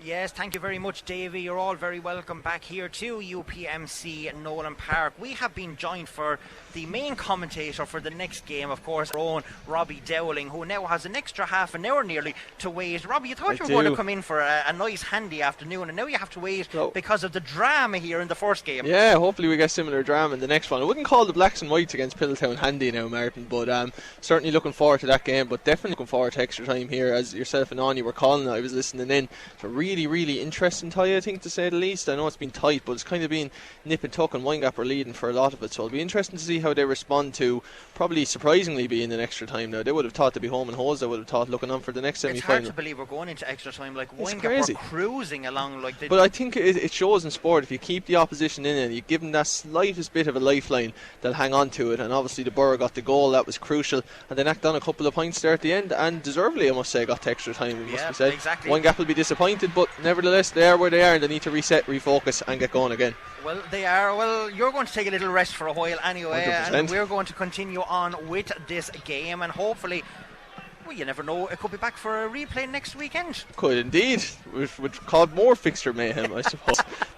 Well, it wouldn't be the first time that fixture mayhem would have been held in Kilkenny now, in all fairness, would it? True. Well, Windgap are back out. We'll have to wait and see. Thanks for that, Rob. Thanks, Martin. Great to have Robbie here in UPMC Nolan Park with us. Not normally on commentary duty with us, to be fair. We're normally meeting one another in the studio. Referee Maurice Flynn is out. He's going to have to do the toss. We can see Matthew Kelleher has certainly stayed put for Dicksboro. Sean Keenan has stayed on the field as well. Tom Carroll has resume to his position. So we're just waiting to see. It looks like, Anya, that Adam O'Shea is back on the field, and the toss has been made, and it looks like that Windgap are going, like the first half, to play again the breeze into the town end goal. And we are getting ready for extra time. It is game on here. 10 minutes each way of additional time. There's a heavy knock gone in there. Here comes Matthew Kelleher with the ball, sending it in to the danger man that is it's actually Aaron Murphy that got the goal. Here comes a chance now. Davy Carroll with the ball going forward down on the 20-metre line. Passes it out here badly to Killian Hackett. He gains possession though. He has support. Decides to go himself. Puts it in and puts it over the bar. 2 points of the afternoon. I make it for Killian Hackett, and Dicksboro lead in additional time, 117 to 19 points. Yeah, straight away Dicksboro off the mark there, and looking ruthless as ever. And I suppose if that pass had maybe just gone a fraction sooner, it could have been a different result, but nonetheless a good score there for Killian Hackett. It certainly was. Ball is put out. Windgap need to regroup and need to get a score on the scoreboard quickly for themselves to gain their composure and their confidence back, because they did leave Dicksboro back into this tie. They'd look like they were home and hosed, had 1 foot in the county final. John Bennett has his flag up, and he has decided, I think, that it's going to be a line ball to Dicksboro. Pat Power is certainly not happy with that position, but the man with the flag has decided it's going to be a Dicksboro line ball right here in front of us in Ardon Brannock, as it's a great cut in by Tom Carroll. Tom Carroll puts it in around the house, in great as far as well. Killian Hackett. Hackett goes for a great block down back there though by the number 5, that is Willie Phelan. Hackett still has it, gains possession back out here to Matthew Kelleher. It's a high tackle in there. There's an advantage coming. Makes no difference, does it? It does. No. God. Is he given the point? He's given the point. Yeah, he's given the point there. Matthew Kelleher. It's hard to know, but the point is given, so it's 118. It's Matthew Kelleher has it. I thought that the referee was going to pull it back there for the free, but he hasn't. Ball is back out again. Here comes Dicksboro on the attack. They're now 2 points to the good. 118 Dicksboro, 19 points to Windgap, and Dicksboro with all the momentum heading into extra time have put that one in, but it's gone to the left and it's tailed off and it's wide, and that is now 6 wides for Dicksboro and 5 wides, or 6 actually, to Windgap as well, as Owen Cody gets ready to take the puck out for Windgap. He's sending it down long, down around towards Sean Power, who has come out from the full forward line. Again, he's fighting away back there with Tom Carroll, but it's won back by the impressive Sean Carroll. I said to you earlier on, he was coming into the game in the second half, and he certainly has, but that's a wayward pass down only as far as Willie Phelan, who tidies this one up, gets it here to Niall Welch. Niall Welch puts a diagonal ball in towards Emmett Landy, but it's well intercepted back there by one of the Dicksboro players. Can't see his number at the minute. It'll come out here towards Tom Carroll though, who was trying to get away from Sean Power. Gets the pass out here to Sean Carroll. Sean Carroll avoids the tackle by Emmett Landy, but he's been fouled as he tries to get that ball away, and there's going to be a free out to Dicksboro just inside their own 45 metre line. This extra time and the broadcast brought to you with thanks to John Phelan Skip Hire and Septic Tank Disposal, covering Kilkenny City and County. See johnphelanskipHire.ie. Brian Minogue has come out of the Dicksboro goal. He's going to belt this one down around the house. Can he score it himself? Well, we'll soon find out. He certainly has the accuracy. Looking, it's going to drop a small bit short though in around the large parallelogram. That's off a hand. The question is whose, but it's gone to the right and it's gone off and it's gone wide, and that is now 7 wides for Dicksboro. Umpire was fairly adamant on that one. Owen Cody getting ready to take the puck out again, trying to get Windgap on the score sheet. They're 2 points behind. 118 Dicksboro, 19 points to Windgap. 3.5 minutes of the first period of additional time gone here as that ball is intercepted back there by Pat Power. Pat Power gets the ball out here towards his playing partner. Again, no number in the front of the jersey, but it's Sean Power who's running forward with it. Gets it to Pat Grace. Pat Grace going forward. They have an overlap, but the ball is well robbed back there by Sean Carroll, and he dispossesses back the ball for Dicksboro, but he loses out to James Power. James Power gets a pass out here to Emmett Landy. Emmett Landy puts it in, splits the posts, and it's a good score, and one that Windgap did need badly, and they reduce the margin down. 118 Dicksboro, 20 points to Windgap. That's 1 point in it, Onion. We have 4 minutes of additional time, or 4 of the first part of extra time gone. Yeah, I suppose looking at the first couple of minutes of this here, you have to say that Dicksboro is certainly the more superior team.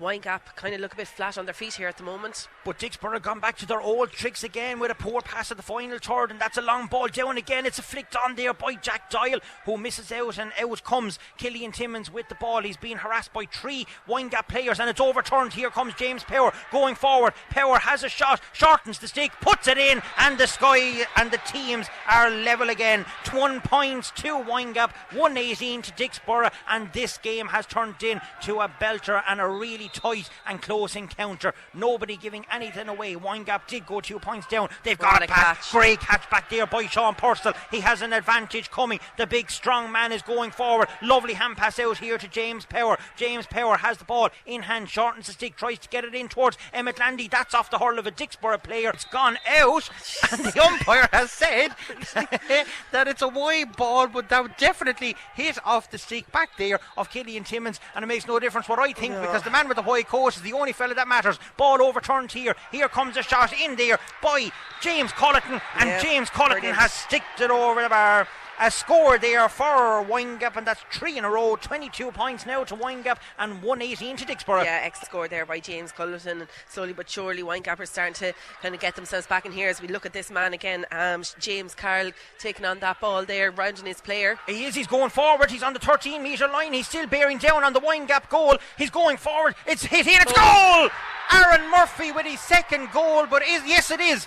It is a goal there for Aaron Murphy. He got one in the first, or the second half, I should say, and he's now won in the first period of additional time, and it's now 2-18 to Dicksboro and 22 points to Windgap. That is a 3-point lead for Dicksboro, and what a goal by Aaron Murphy. Yeah, what a goal there, and you know that man that we keep on mentioning there, it was James Carroll who really took that ball on and gave a really good pass in there, and Aaron Murphy, first one to react to it, and a goal for Dicksboro. Here comes Davy Ryan on the charge going forward. Windgap might need to make a change because Dicksboro are really in the ascendancy going here. That's Matthew Kelleher, and Kelleher sticks that one in and puts it over the bar, and Dicksboro are now 4 points ahead, the first time that they've led by that margin in this game, and Windgap taking the puck out quickly to Sean Purcell. He's half blocked down by Aaron Murphy, the goal scorer, gets the ball out here to Sean Carroll. Sean Carroll puts in a lovely pass in there towards the substitute who came on. That is Owen Dalton. Dalton is looking, but it's going to tail off, and that's gone wide,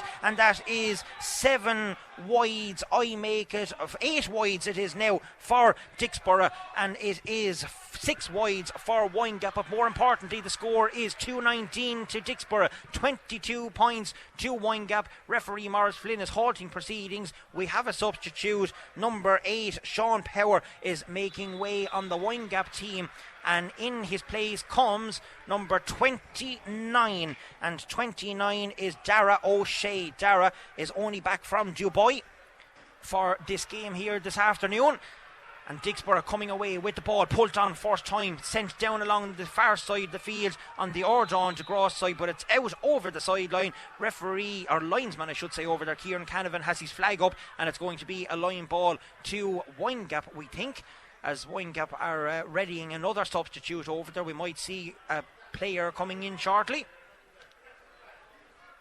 The linesman is asking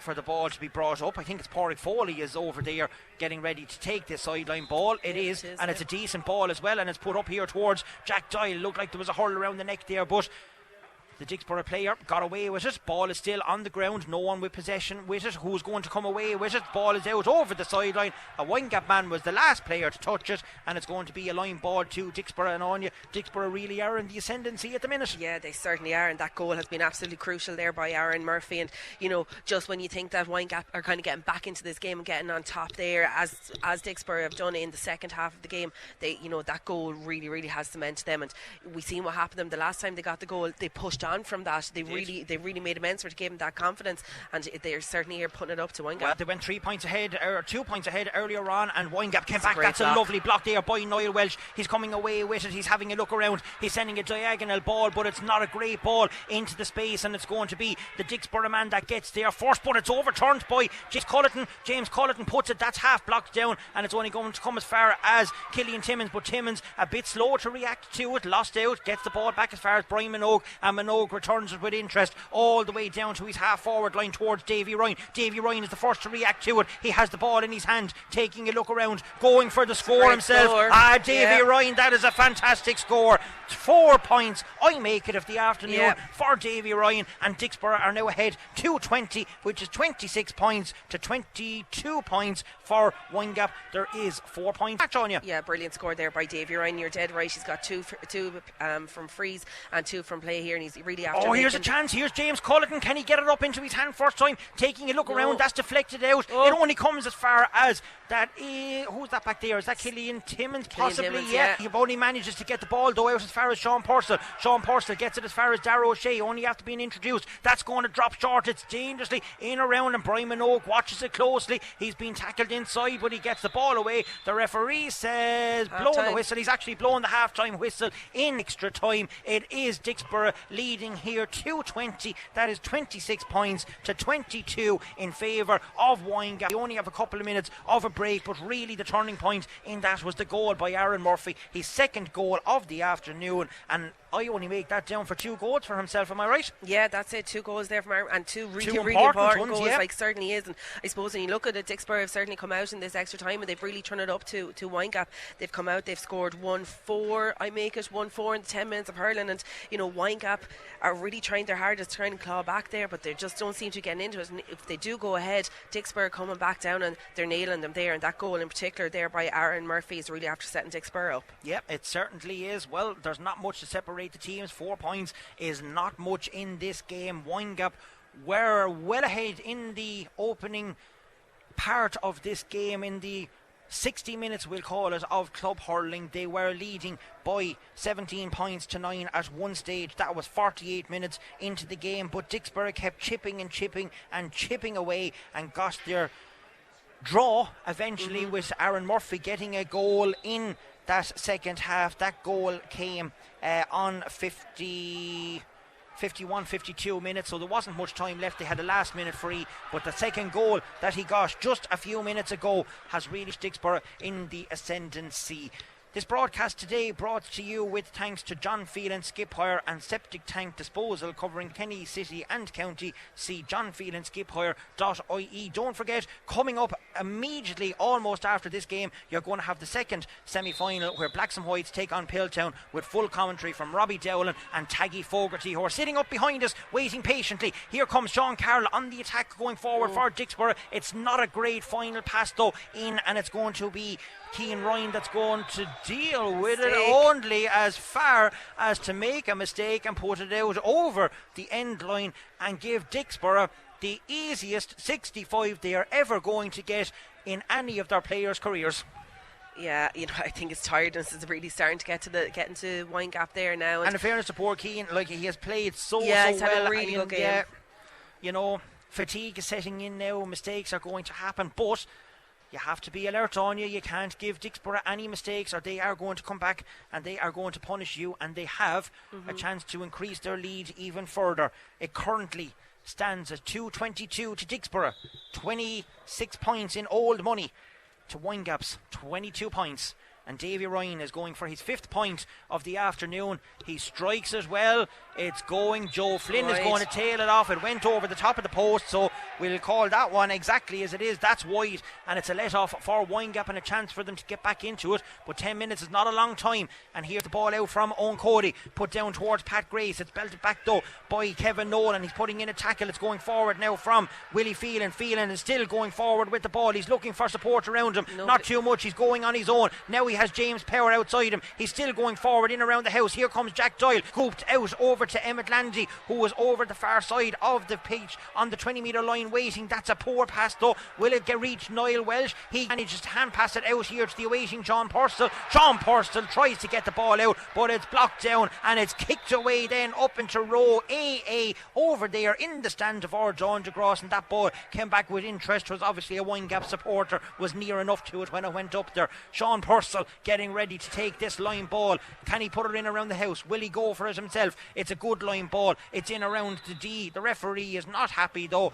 He's is waiting, and he's saying that ball will have to be retaken again as he issues number 31. That was Sean Keenan with a yellow card for what I can presumably only been for kicking that ball well up into the stand, because Sean was near nobody else at the time. Round 2, here we go. Ball is put in, it's dangerously in, but it's gone in and it's gone wide, and Brian Minogue had that one covered by the looks of it.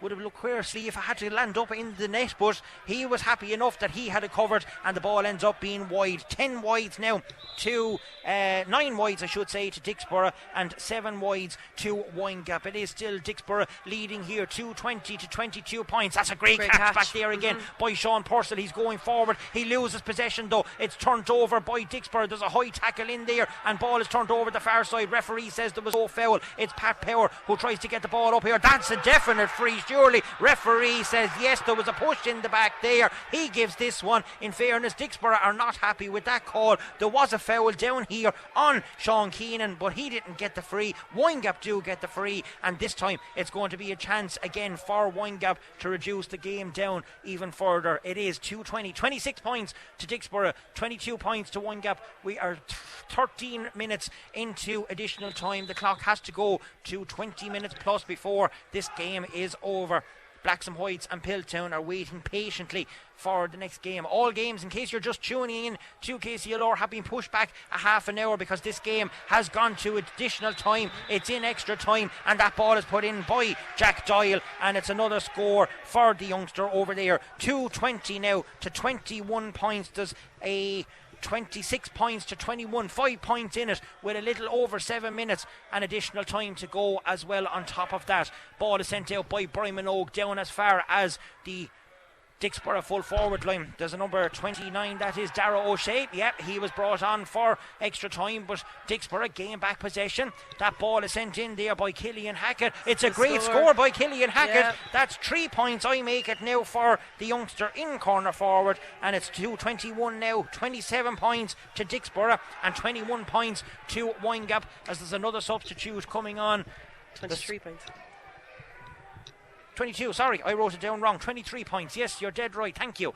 Substitution coming on for Dicksboro. There is. Someone is moving because they're, Edward Moylan has moved off. Here's a great chance now for James Power. That's looking good from here on. It certainly is. It's over the bar, and it's 1, 2, 3, 4, 5 points of the afternoon for young Power, and it's now 27 points to 24, 221 to 24 points. We have 15 minutes gone in this half, and it's Kevin Fitzpatrick is after replacing the Dicksboro team captain, who has run himself into the ground. Windgap now coming back into it. That's a great ball put in around the edge of the D here towards Adam O'Shea, and back on again for additional time. He tries to get away with the pass, and that's a mistake back there by Killian Timmins, and it's going to be a line ball to Windgap just outside the 20 metre line down on the O'Loughlin's end of the field. Niall Welch coming over to take this line ball. He's a good distance out, but he is a fantastic line taker. Can he put it over, or will he cut it across? He cuts it in across over, looking for Emmett Landy, but it's intercepted back there by Dicksboro, and it's Killian Hackett, would you believe it, who is back there. He gets it with 1-2 with Sean Carroll. Sean Keenan puts that ball up along, but it's not a great pass. It's only as far as the Dicksboro or the Windgap half back over there, and that is number 2 actually. That's Pádraig Foley with the strapping on his knee. Ball is sent down towards Welsh. It won't reach him as it comes here to Pat Grace. Pat Grace trying to play a bit of football to get the ball up into his hand. It's not coming. 4 Dicksboro players converge around him, and they come away with it. It's Killian Hackett going forward with the ball. He can't catch it again. Puts it down onto the ground. Gets a pass back here to Sean Keenan. Sean Keenan now going forward with the ball. He's past Pat Power. He's going forward. He's on the 45 metre line. He's running towards the 20 metre line. Kicks it ahead of himself. Tries to pull on it. In there is the number 20, and that was Owen Dalton, but the ball comes back again to Sean Keenan, who maybe have been fortunate enough to get the possession back, but they won't mind. Dicksboro are on the attack again. That ball is put across there to a substitute, Kevin Fitzpatrick. He's only after coming on instead of Edward Moylan, but that was intercepted back there by Sean Purcell. It's out over the sideline though, and it's going to be a line ball to Dicksboro. 16 minutes and 48 seconds gone on the clock. It's still 221, 27 points to 24 points. There's still only a goal in it. Can we have more late drama here in UPMC Nolan Park, as Dicksboro are making another substitution? There's players gone down with cramp here in front of us as well, as we're waiting to see who this substitution is coming on. I would imagine that Kevin Nolan is going to make way on you, and it is number 30, I would imagine, who's going to replace him, and that is Rory O'Connor. And you can see he's in severe pain there. Oh, the poor fella can't Kevin move. Nolan, he's completely cramped up over there. He's barely able to walk. Someone is certainly going to have to help him off. That is the physio that's over there trying to give him a helping hand. We still have a line ball to Dicksboro. It's sent in, but is it going to tail off? It's not. Owen Dalton keeps it in play, but it is wide. No, it is, it went wide. The umpire has signalled it wide down there. That is Mickey Lannon, so it is a wide ball, and Windgap are getting on with it, putting the ball down towards Jack Doyle, who is on his own in around the house. Will it reach Jack Doyle? The answer is yes. Can he get it away? He does, as far as Niall Welsh on his left hand side turns. Great save, Brian Minogue. Ball comes back out around the house here. It's intercepted by Dicksboro players. That is Stephen Darmody, who was back there. He tries to get it away. He manages to get it as far as Joe Sheehan. Joe Sheehan clears the ball out of danger, and it's a line ball to Windgap just in front of here in Ardorn. But what a chance there for Dicksboro. It fell to Niall Welsh. Great save, Brian Minogue. He has kept Dicksboro in this game at the minute. It's still 2-21 to Dicksboro. That's 27 points to Windgap's 24. We have 18 minutes and 28 seconds gone on the clock.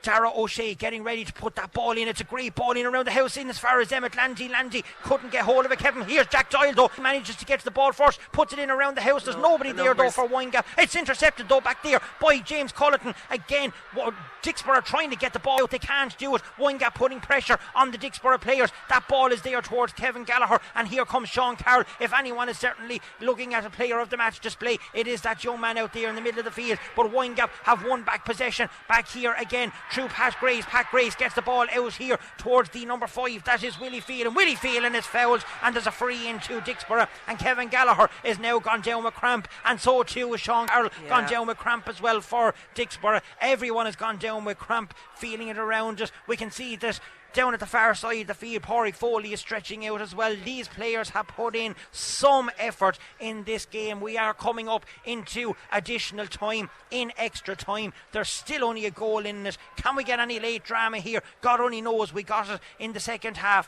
Dicksboro came back with what looked like an unsaleable lead for Windgap. They managed to claw themselves back into it. Aaron Murphy getting a goal early on in extra time to put Dicksboro ahead. There's that goal in the difference at the minute. Will it prove to be the decisive score that Dicksboro will get them into the county final? Their first in 2 years. They lost out 2 years ago to Connacht Shamrocks after extra time. Are they going to have the same problem here, and will be brought to a reap? It's not a great free in by Jack Doyle. It's left well short. It'll come here as far as somebody flicked. It's in, and it's a free in.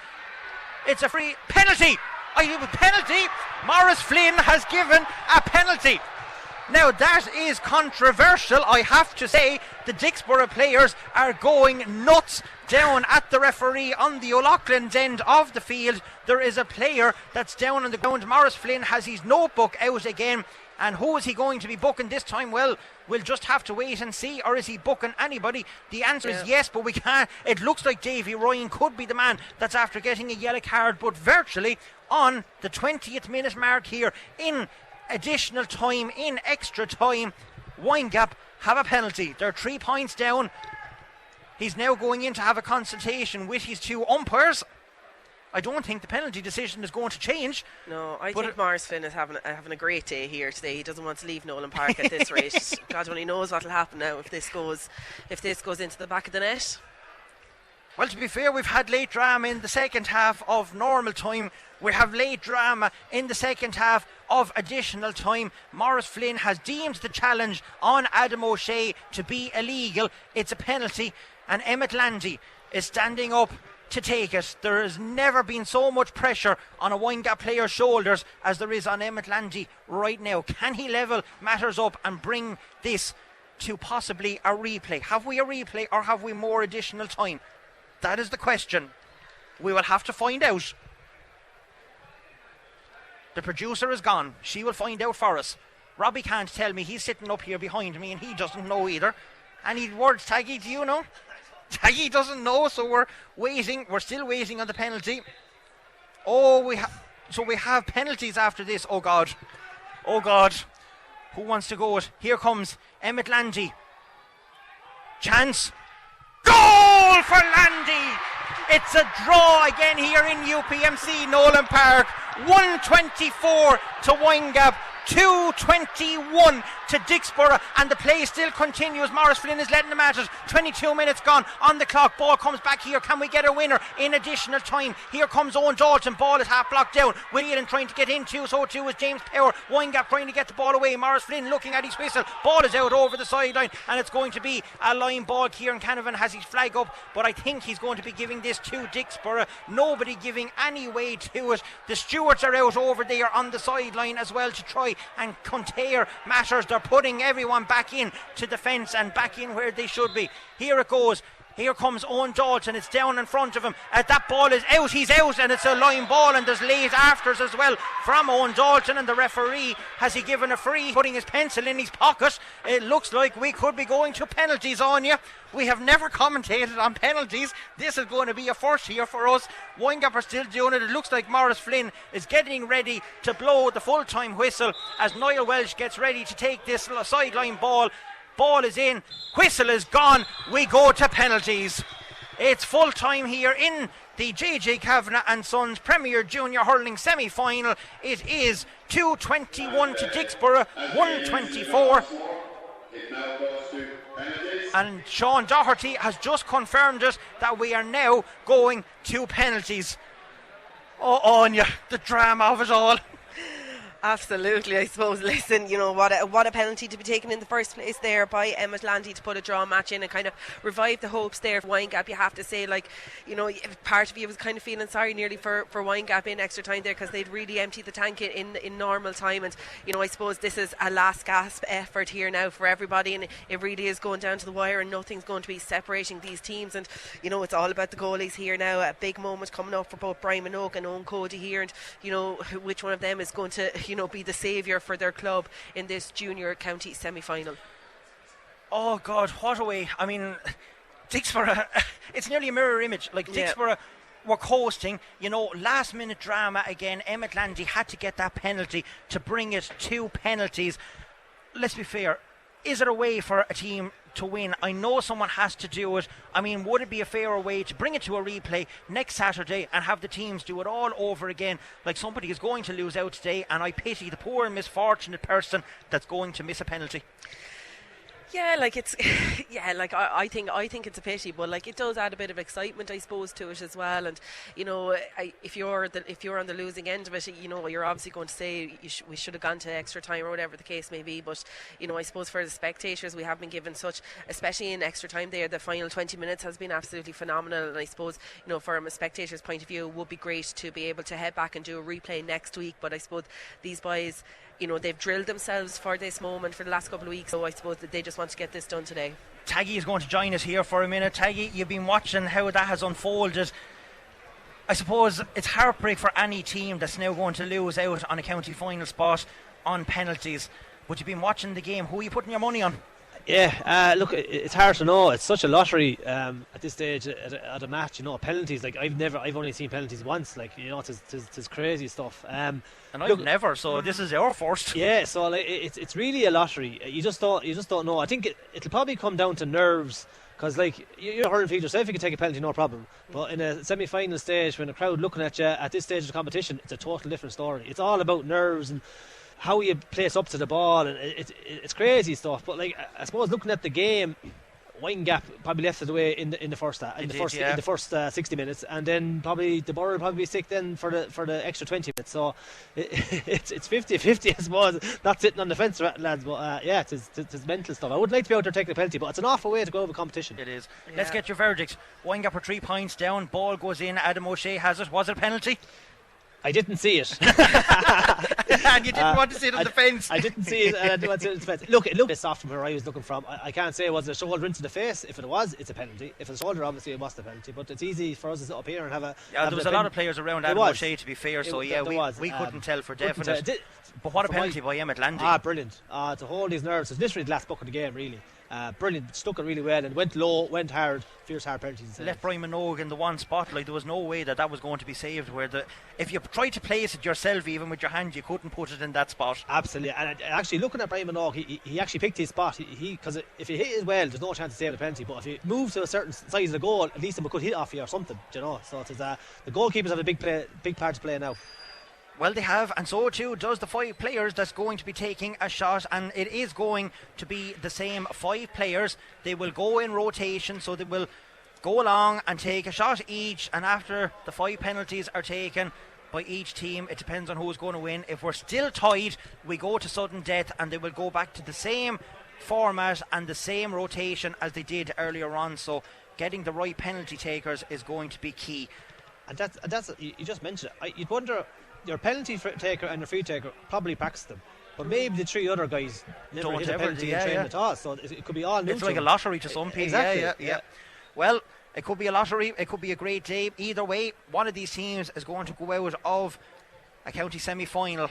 Taggy and Robbie are racing in the wings, getting ready. Eddie Scally and Blacks and Whites are warming up away down to our left-hand side on the town end of the goal. There is no sign of Piltown out yet. Both of the teams are over on our John DeGraw side, apart from the 5 penalty takers, who all have to stand on the 45-metre line with one of the linesmen.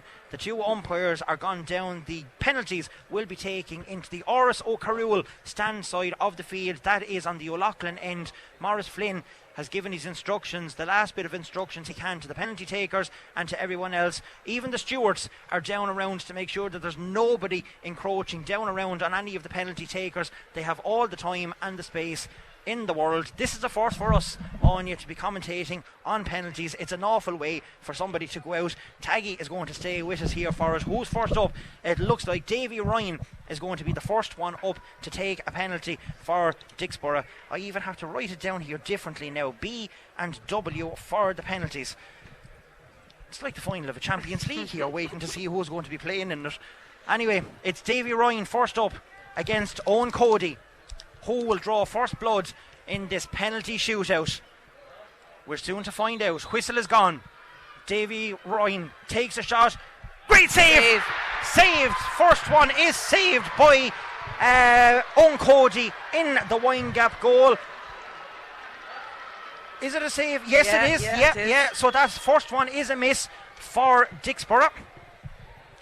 And now who's going to come up? It's Emmett Landy. Well, we've seen him stitch one already.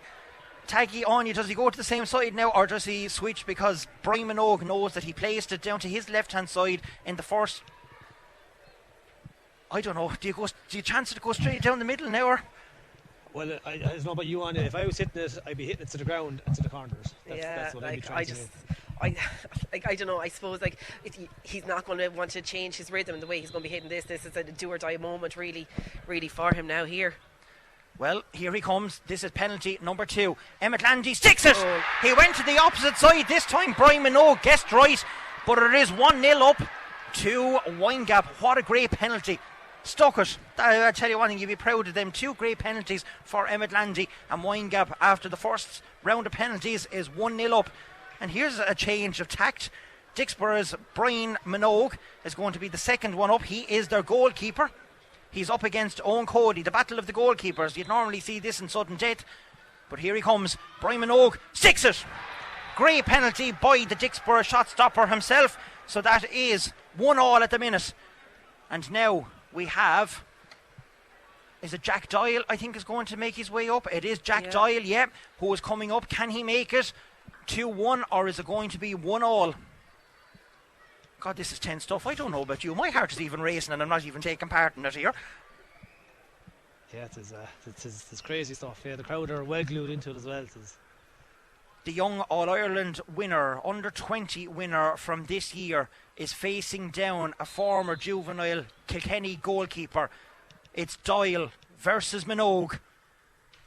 Oh, what a great penalty. What a great penalty, young Jack Doyle. Straight down to the left of Brian Minogue. There was no stopping that. And Windgap 2-1 ahead after round 2. Yeah, I suppose that was an excellent taking goal there by Jack Doyle. And, I suppose after Emmett Landy kind of starting it off there, the Mooncoin boys, I was going to say, the Windgap lads are definitely confident going into this. Well, this is number 7, Joe Sheehan. Fair play to Joe. I couldn't actually see the number, so the wing back, Joe Sheehan, has slotted that one in nicely. Cool as you like, he didn't even take a run up, he just stood over. He seems to be even cramping after how he took that penalty is beyond me. But Joe Sheehan has slotted that one in. It's currently 2-2, but James Power has a chance for Windgap again to take the lead. We are in round 3 of a penalty shootout here in the Premier Junior, first of the semi-finals. Borough and Windgap. Young Power versus Brian Minogue. It's a poor penalty. Oh, it's in! Still in. Oh, it's in! Oh, mistake, I think, by the goalie. He'll take his bit of luck. He knows that was a chance that Brian Minogue could have saved it, but it went in off the post in the far side of the goal, and it's 3-2 to Windgap on the penalty stakes. And next, we have our 2-goal hero for Dicksboro, Aaron Murphy.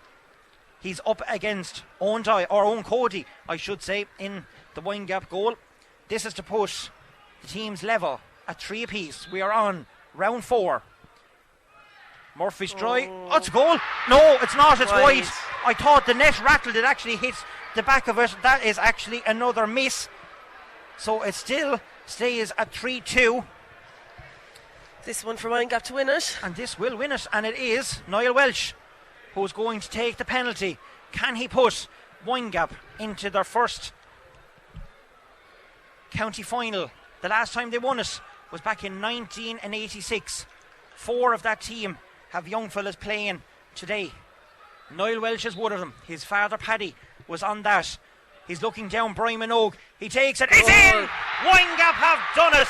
They have won 4-2 on a penalty shootout. It's heartbreak for poor Dicksboro, who are absolutely dejected. Windgap, the scenes over there are crazy. All the players are gone to congratulate Niall Welsh. They are ecstatic. Anya, it's all over. We have a penalty shootout. 4-2 win for Windgap. An enthralling game, to be fair. Certainly was, and you have to say, that last penalty there by Niall Walsh was an absolute rocket. He had his mind, he knew exactly where he was going on that. I think Sean Purcell was nearly delighted he didn't have to step up and take the final penalty there for Windgap. Obviously, huge disappointment for Dicksboro. They'll be absolutely devastated, especially to lose in a penalty shootout. It's a horrible way for anybody to lose in a county semi-final, but all in all, my heart kind of, definitely, I think Windgap were certainly the better team. I felt for 40-45 minutes of the first half. They let Dicksboro back into it, but by God, when they really needed to pull it out of the bag, they certainly did in a penalty shootout. They did. Taggy, that last penalty by Niall Welsh, he definitely had nerves of steel just to step up, looking straight into Brian Minogue's eyes, trying to guess what way is he going to put the penalty, knowing that this could put you into a county final or a chance to maybe go out if the next person behind you misses it.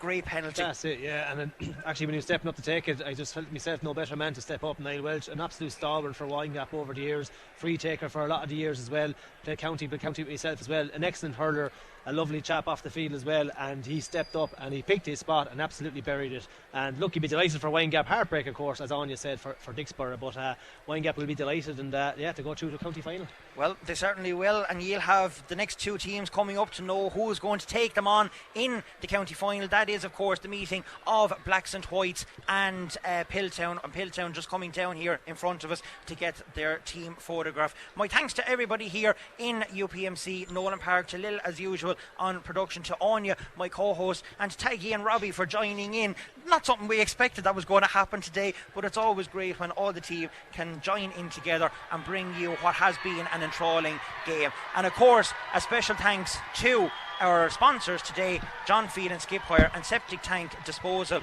covering Kilkenny City and County. See johnphelanskiphire.ie. But it is Windgap who march on into this year's JJ Kavanagh and Sons Junior Premier County Final after winning 4-2 on penalties, when at full time it ended 221 to 221 And we are going to leave it at that and leave the boys get in here. I'm wrecked. Anya is wrecked. We'll leave you in the safe hands of Robbie Dowling and Taggy Fogarty, who are going to bring you all the live action of the second semi-final. But for the time being, we're going to head back to the studio and leave the boys to prepare to come in for the next game. KCLR Live Sport. The JJ Kavanagh and Sons Premier Junior Hurling Championship Semi-Final. Dicksboro versus Windgap. With thanks to John Phelan Skip Hire and Septic Tank Disposal. Serving Kilkenny City and County. See johnphelanskiphire.ie.